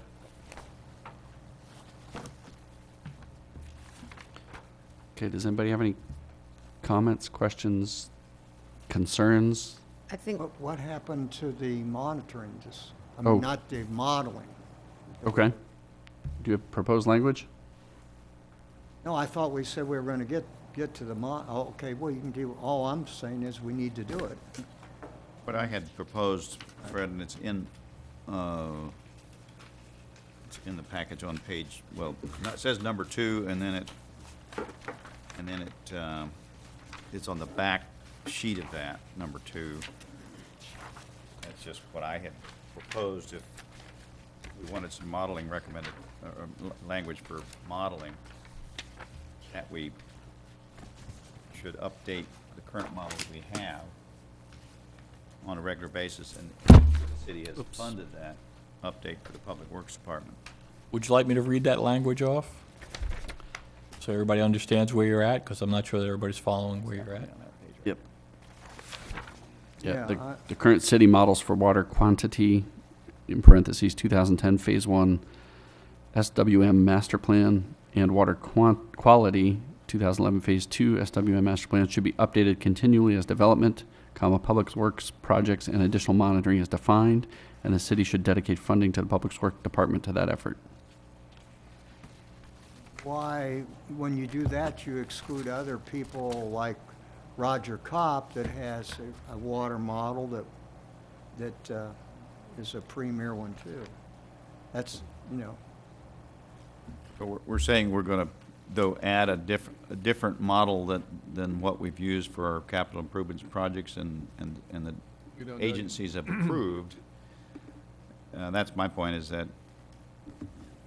we don't need a different model. You know, anybody else, they don't have to have the same consultant, I don't think, but it's the same basic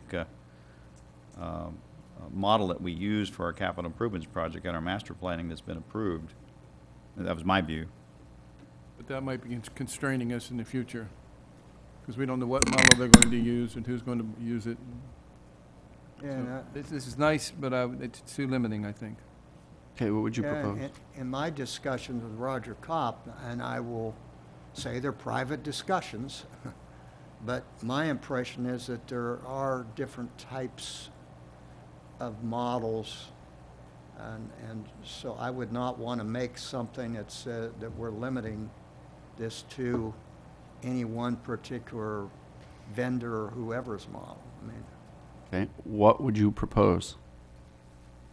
well, I would propose that you'd go out on an RFQ and you would get proposals in, and that whoever has a model that's the most applicable to our situation, that would be the thing you would update.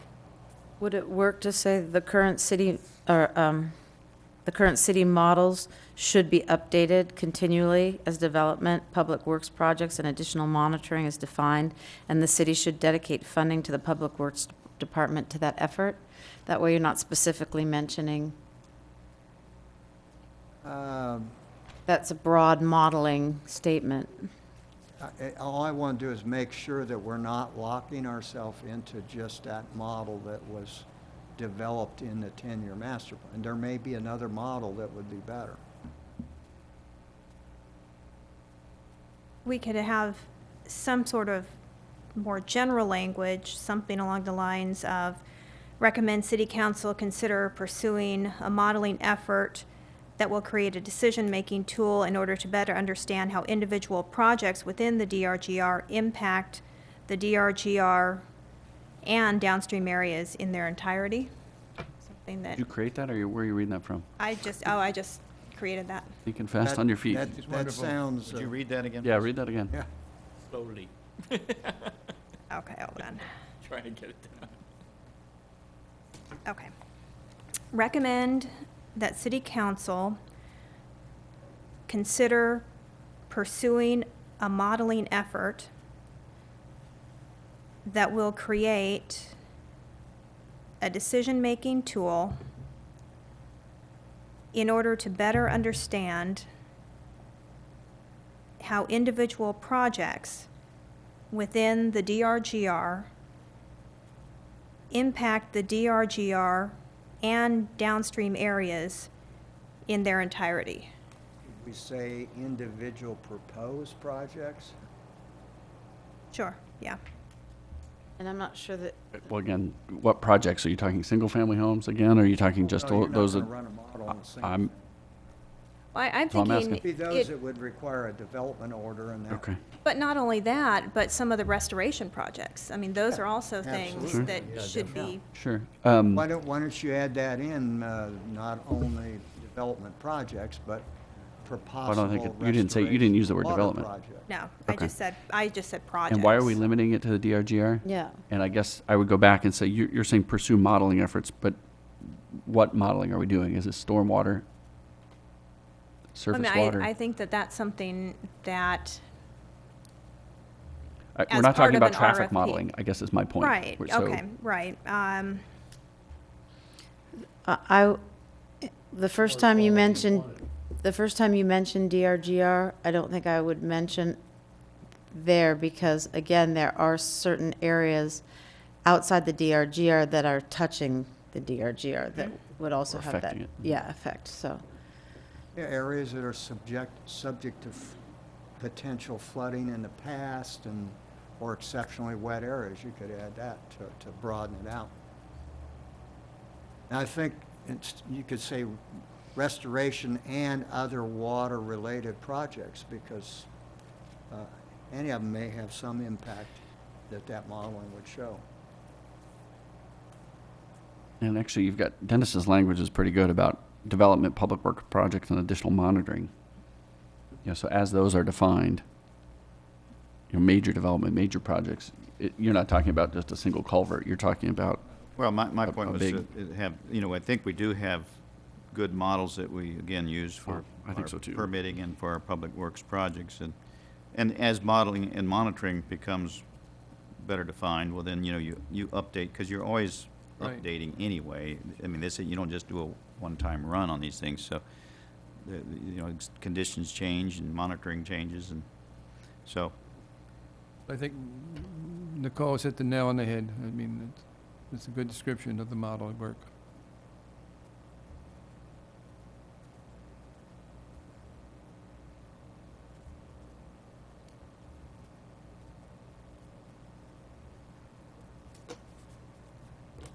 right, you're getting some revisions? I don't know. Half your language written down, so go ahead, you want to Well, read nothing what if you've not got? honest. I'm trying to figure out what descriptor we use for the modeling that really gets to what we want, because you're right, we don't want it to be a traffic model. No. Well, you'd Wa- probably water wanna say modeling. modeling involving hydrology and, Can't we just Yeah, say but it's- quality and quantity? Quality I mean, and I think quantity, yeah. those two capture what we're talking about. That covers. That really does. Good. Okay, so recommend city council consider pursuing a water quality and quantity modeling effort that will create a decision-making tool in order to better understand how individual proposed projects such as development, restoration, and other Public Works projects? public works projects impact the DRGR and downstream areas in their entirety? I don't even know if we need to say the DRGR, Okay. impact downstream areas, Okay, or impact adjacent areas is probably even better. Not necessarily downstream, might be upstream, you might but we put a want to make project in sure that that's. it's kind of a larger area than just maybe immediately adjacent. True, good point, I but think impact the Bonita Springs area. that's fine. you know, Okay. 'cause Yeah, something like that is covers it fine, all. yep. you might consider adding a sentence that this model may also be used to look at projects proposed in other areas of the city that have, you want to use the word flooding, but wet areas, areas along the river, whatever. Well, I think the flexibility's in I there think so, because too. we didn't specify that this would be a DRGR model, so I think Right. that the flexibility to Right. broaden that scope is there. Okay.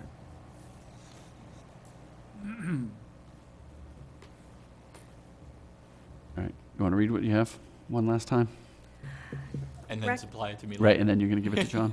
Yeah, good luck. Recommend city council consider pursuing a water quality and quantity modeling effort that will create a decision-making tool in order to better understand how individual proposed projects, including development, restoration, and other public works projects, impact the Bonita Springs area.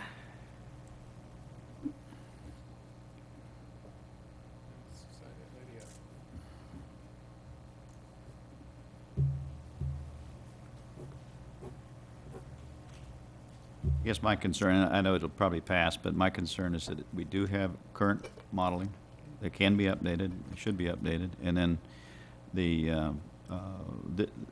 it basically sounds too much to me like the Kevin Irwin proposal, which was the DHI model, which, again, in April 7th, we spent 3 minutes discussing and threw it out the back.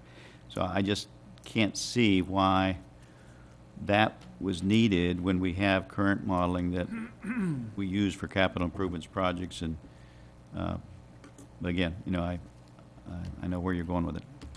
Well, couldn't you use the language pursue modeling or update existing modeling to create a decision-making tool? That leaves it in city council's hands Sort to of determine. It's sort of obvious. Yeah, I mean, Well, I think. I don't think it's obvious if we say pursue creating a tool. That's obvious that we don't like the existing. Well, no, it's recommend city council consider pursuing a water quality and quantity modeling effort. So I think that could capture if But there's you're saying something. Pursue a modeling effort, not pursue a modeling effort or update the existing modeling, I think would handle Dennis's concern. I would like that better. I would too. You can, if it goes in the way Nicole's got it written, you can still, if it's determined that the best way to do it is update the existing Intera model, that's fine, or update COPS model. I, for one, think that we need to. Can you get closer to your microphone, Fred? Yeah, please? I believe we need to not put this in that it's automatically or close to assumed to be, because I know, I have had discussions with Roger Kopp, and there is a difference in models, that's all I'll say. I don't purport to know which one is best. I don't think anybody at the table can say that. I think by mentioning both, then the city council can make their judgment. By mentioning either adaptation or pursuing a new one, then the choice is left to them. We just have given them the option. So I like the language that Yeah, go was ahead. put in. Okay, John? Yeah, and if I can just suggest that in terms of making a recommendation to council, again, like in a lot of these recommendations, they'll be looking to staff for input. And as Fred mentioned, no one here is the correct person to look to explain the difference between the different modeling techniques and different modeling formula that are out there. So if it were changed to read something along the lines of recommend that city council consider pursuing a water quantity and quality modeling effort or update existing modeling efforts to create a decision-making tool that kind of throws out the, here you go, council, modeling is what you should be doing, that's the recommendation. How you do it, which one you do it, how you pursue it, someone else needs to figure out. Does that kind of make sense? That sort of puts it in an either-or position, though. Well, but again, I'm just working off the fact that even Fred indicated that you guys aren't the ones to say which is the right one to do. I leave the door open as wide as possible. And that's why I'm saying the either-or does that, as opposed to saying one that says go out and do a new one. You know, use it. I think we're agreeing. I can support the way it was written by Nicole and what she read. I'm not sure I will vote the other way, so. I like the way it's written by Nicole because it's just a little bit simpler. I like keep it simple. I can't support the way it's written by Nicole. Well, we'll find out soon enough. Let's vote on it. Okay, Nicole, go ahead and read it one more time, or do you have it, John? Do you have it down yet, or? Yeah, I think, read along with me, see if I got this Okay. right. So it's recommend that city council consider pursuing a water quantity and quality modeling effort that will create a decision-making tool to better understand how individual proposed projects, including development, restoration, and other public works projects, impact the Bonita Springs area. Period. That was Nicole's wording. And she's saying yes, so.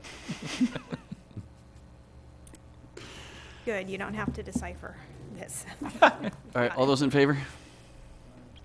Opposed? I'll abstain. Okay. Okay. So with that, Abstaining from modeling? Talk about new developments. Okay. with that, I've got 34 recommendations. Again, the 26 that you approved coming into today, you've now approved 8 new ones. This will go in as water quantity 25, just for consistency's sake, because it shows up with the other RFP on monitoring, which was water quantity 21. You also have 2 changes to the existing ones, water quantity 18 and water quantity 21. Both got tweaked a little bit. But that's about it at this point, unless you folks want to tell me that you want to change any of the approved language. I think we went through that already, Nope, but I just think we one went through last that chance already. on that? Any Okay. changes to categories? Nope. Keep the categories Well, I the think same. other than They will be renumbered. renumbering easy is, we'll leave And- that to you. And miscellaneous now will just show up as miscellaneous. I think we're up to miscellaneous 5. Okay. Okay, staff updates. Just want to talk a little bit, or have you guys talk a little bit about what your expectations are for the presentation to council on the 3rd. That's a evening meeting.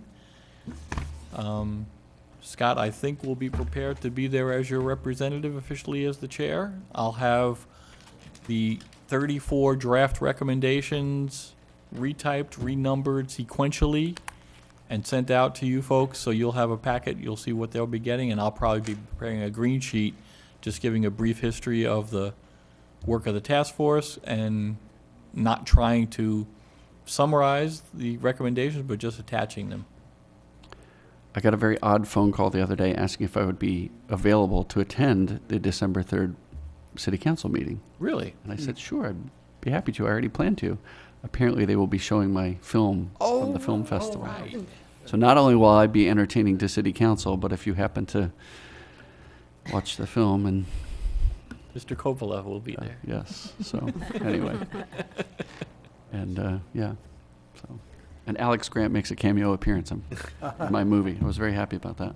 So, last time there was at least some concern about green sheets and presentations to council. I just wanted to kind of throw that. Everybody kind of let's okay? talk. I mean, Yeah. does anybody plan on submitting a minority report? I think we've only gotten 3 issues, if at all. Oh, you're saying the minority by an individual? Or, Generally, it's the minority of Oh. voting in a particular thing. I don't think we need it, but I'm just asking. You know what? On another project, Audrey went through the rights of people and all that to make a position differently than what supermajority of city council. And you know what? That's, if I was going to submit something, I don't propose to sit here and discuss and debate it. I don't know that I will. I don't know that I won't. I think, yeah, No, and no, I think but- what Fred is saying, I think we all, if we have individual opinions, and Yeah, he right. certainly You- expresses his every You're free to Wednesday. submit whatever you want. Yeah, I think, there's nothing that says we can't speak as an individual. No, you're missing my point, though. We had discussed at one point having a minority report. Am I, You know what? You Fred? can discuss it, you Fred? can vote on it, Fred? and someone still can do it. That's all I'm telling you. No. You can individually speak whatever you'd like. A minority report comes from a minority of the group. I don't foresee a need for one. I'm asking the group if anybody plans on submitting a minority report. I had talked about it before we got into this process, Right. because I didn't anticipate as much agreement. I wasn't sure that we would be able to agree on as many things as we have. So I had mentioned it. I no longer personally feel it's necessary, because I just think we've come to a lot of consensus. Perfect. I think so, too. Yeah, and I don't, I will continue to provide information to, as Fred and others do, to the city council members of my personal opinions. I don't think I need to do it in a minority report. Okay. Perfect. Yeah, A again- minority report would be official, we'd have to talk about it here. That's, individually, you can do whatever you'd like. Thank you for Just- that clarification, Scott, but I sorry. think Now, I wait think a you're minute. spot on. You don't have the right to say that, Scott. I haven't even decided I will, but this group cannot prevent someone from submitting. Right. Something was, I just said. it was voted on, and if 3 people voted for it, even if the other 4 voted no, that's a minority report, like it or not. I'm not saying I'm No. not going to, but I would say this, I'm troubled. No, he's not listening to me, so perhaps Audrey. Yeah. I am Yeah. troubled by this Fred, discussion. Fred, Yes. let me make a run at it, or maybe Audrey can make a run at it, but I think you're mishearing what's being said. Each individual has the right to speak as an individual. No one is saying that you can't do that. But there's a difference between that and submitting by the board a minority report. For example, the recent vote, the last vote, was on modeling. Right. And theoretically, if the minority, the people, because it was a 4-3 vote, if the people on the 3 side, the minority, wanted to submit something that said, for example, we like the idea of doing a modeling RFP, or modeling recommendation, but we thought it should also include the option of continuing the existing modeling. That would be a minority report that needs to kind of come from the minority as a group from the board. But that's different than an individual then, because nobody's saying that. For example, Dennis can't go and say, I voted against that because my feeling was X. But that's not a minority report, and that's the only difference we're talking about here. But whoever was in that group of 3 that didn't vote in favor of what just passed on modeling, they could say that here is what our position was. Except for the fact that right now you're at your last Sunshine meeting law. and we have Yeah, really. sunshine law. So we don't want to have, say, a minority. Let's say, Fred, you and Cullum have a certain viewpoint and you constitute a minority. Right. We don't want you talking about it between now and dissolution. Once you're dissolved as a committee, we're fine. Yeah. But because this is, coming before a vote, we really want, council has not dissolved you yet. No one is proposing to get together. Right. So at this Group of point, that's 2 or what a 3. minority report would be, but you're welcome to say whatever you want and say, when we voted on it 4-2, I don't know how the other committee members feel, but I feel strongly on this issue. Scott's not trying to stop you from coming up to, you or Tori or anybody else from Right. coming up at the meeting and making that statement on the 1 or 2 issues where you didn't get a good consensus. But he's calling now to see if you want to actually cause staff to create a minority report. Yeah. So it makes it more cumbersome in the recommendations, and sometimes the problem with that is when you have the recommendations, you have 36 recommendations out there. 34, sorry. It makes you focus on the 34 or you focus on one recommendation rather than looking at the 34, the bigger picture. Does that? I think what we're saying is if we have individual We're beating the comments, we're You're free to always do free that, to but we exercise can't call it a these. minority report. It's because That's this correct. board, this That's all I'm board. trying to That's correct. We haven't adopted a minority report. That's Okay, correct. We don't have one. That's I think correct. that's probably the best That- way to do it. Thank you. All we're trying to say. Changing the subject a little bit. Scott, how do you intend to approach the meeting with city council? Are you going to summarize the findings? Are you going to read each one? Are you going to divide them into quality quantities and then miscellaneous piles? What's your plan of attack? I hope they're going to do their homework and read it in advance. Because I think we're just going to submit them, and then I'll stand up at the podium and say we continued to do a lot of work since the last time they saw us, and we came to a consensus on all You're that. not going to lead them down the primrose path and tell them what they should learn from this study. Well, I think we're making recommendations that we hope they adopt. I don't think if we start picking out which ones we think are most important, that would be beneficial. Okay.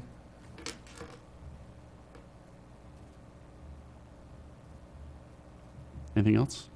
Well, a question on that too. There had been some discussion that, I don't know if it was the request of the city council, the vote on the various, will there be a summary of, okay, here's the votes? How many unanimous, how many not? 'Cause I know you were, Wasn't planning on it. oh, okay, I thought somebody said that was. Well, I had been think it requested. should be. I mean, that's, why would they not be entitled to know that? Which gets back into this thing of if they're unanimous, well, then it Right. seems like the city council would say, well, that's, Yeah, I don't care either way. Whatever the group, I said this at the last meeting, whatever the will of the group is, I don't care either way. I don't think it's beneficial to put the votes in there, but if that's what the will of the task force is, that's fine by me. I think it should be. But that's my view. Won't there be an opportunity, once the city council begins to discuss these things, to speak individually? It'll be on the agenda for such and such a city council meeting, and then we can show up and say, hi, Yeah, I don't know, after December 3rd, I don't know what they're going Yeah, to do. I'm assuming that they're going to take some time to take these in and digest them and then give staff further direction. It might come up at another council meeting, it might come up in a workshop. I'm not sure what direction they're going to want to go on it, but yeah, they'll still be there available for you to interact with. Also want to have Audrey take a look at the enabling ordinance to just check the language again to see if you guys officially dissolve. I think you officially dissolved, don't you? December 15th, You officially dissolved. correct. Yeah, that's what I thought. So so we can't. we any have, of and us- we have discussed that after the city council meeting of the 3rd, if Mhm. there's a follow-up Right. needed, that we could call a meeting, not that, I hope that, When It's can out. we talk to each other? pardon? After December 15th, After Well- December 15th? unless there's a Unless- right, resolution unless- making it earlier. Right, or later. Well, yes, if they extend you. Right, so We would Sunshine law frankly- still applies. Yeah, we, Sidewalls. frankly, I think we would probably ask the city council on the 3rd to dissolve you guys on the 3rd. Here, here. This way you can talk to each other. And if they want you to come back in as a group and talk to them at some point, you can still do that. I mean, Unofficially, unofficially, right, but well, Scott, will you so ask to dissolve us then? sure. And I'll prepare a resolution to go inside the packet, so it's a Perfect. real easy, that way they this remember guy, to do it. and this way you guys can frankly start to talk to each other a little more, interact. We'd like to go out for a beer afterward, you know. You can always do You can that. go out for a beer, you just can't talk about can't water talk task force about it. stuff. Don't order water. When in Rome. Okay. Anything else? Anyone else? Come on, your last shot, guys. All right. Going once. Now it's the public's turn. Public comment.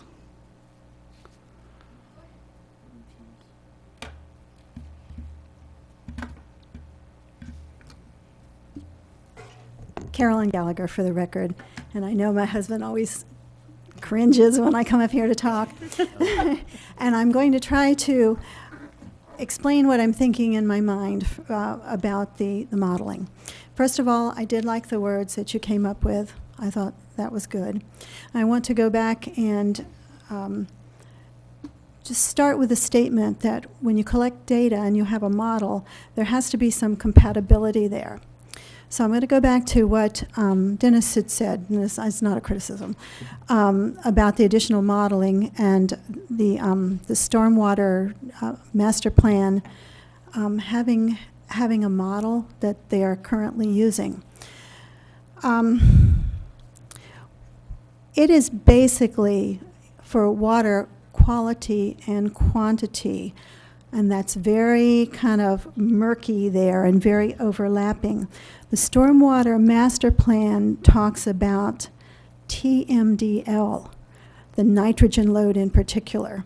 It also talks about the BMPs, which says a little bit to me, best management practices about development perhaps.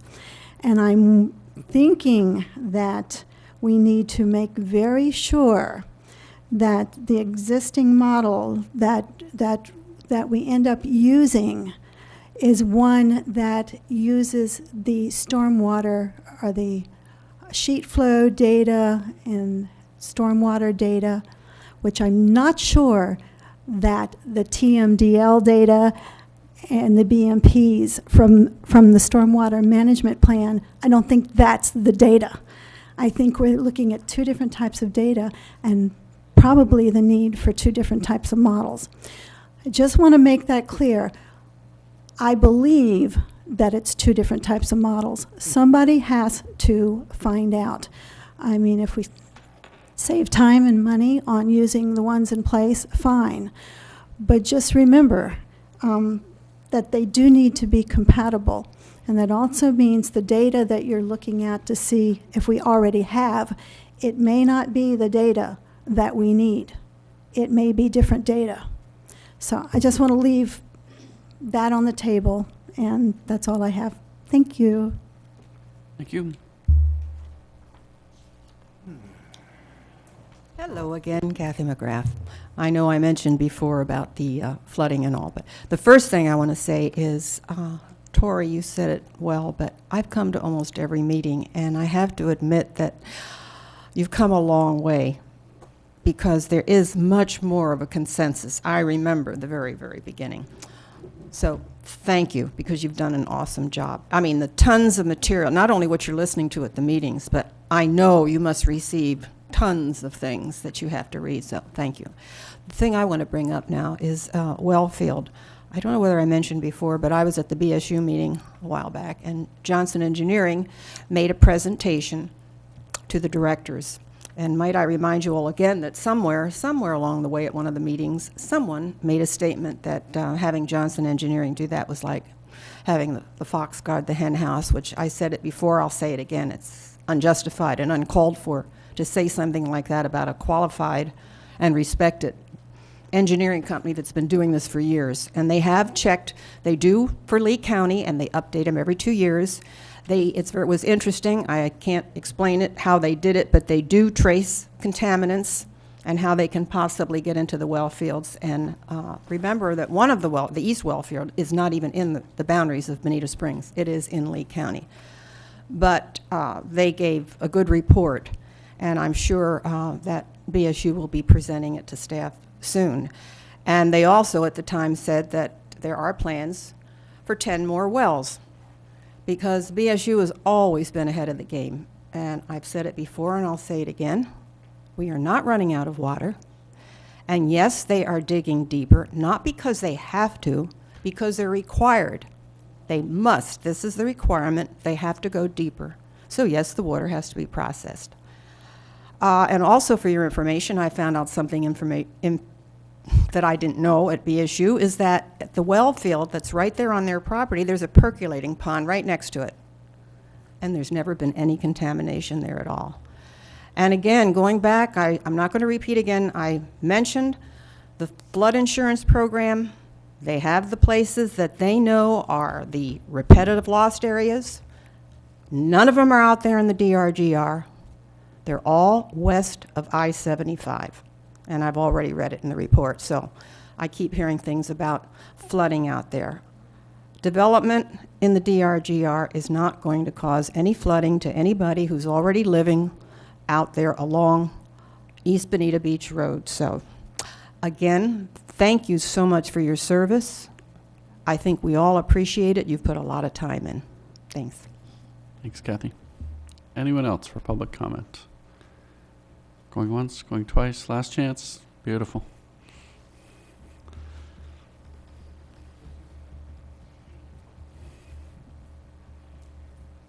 Hi, my name is Rick Barlansky. I'm a civil engineer, professional engineer in Florida. I've been a practicing engineer since '84, but '89 here in Southwest Florida.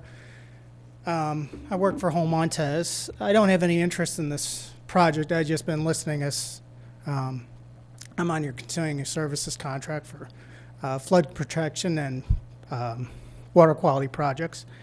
But I will say that I've worked with the city's stormwater model. It's a very good model. It's interconnected pond routing model, and I've based it on field survey data, and I found it very accurate as far as LiDAR data in comparison.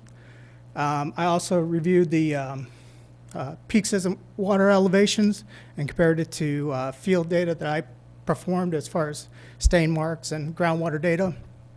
And, I'd just like to say that, Matt Feeney's presentation early on in the projects explaining the ICPR model and all the input and the time and calibration that went involved in the project is with merit.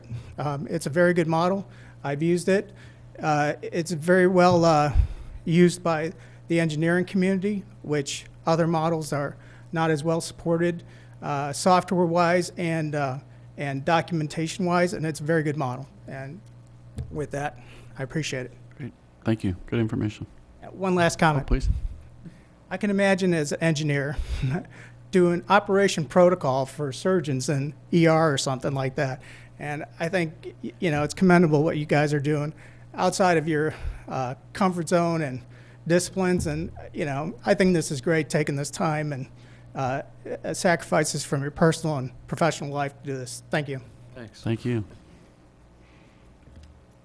Good note to end on. Anybody else? Public comment?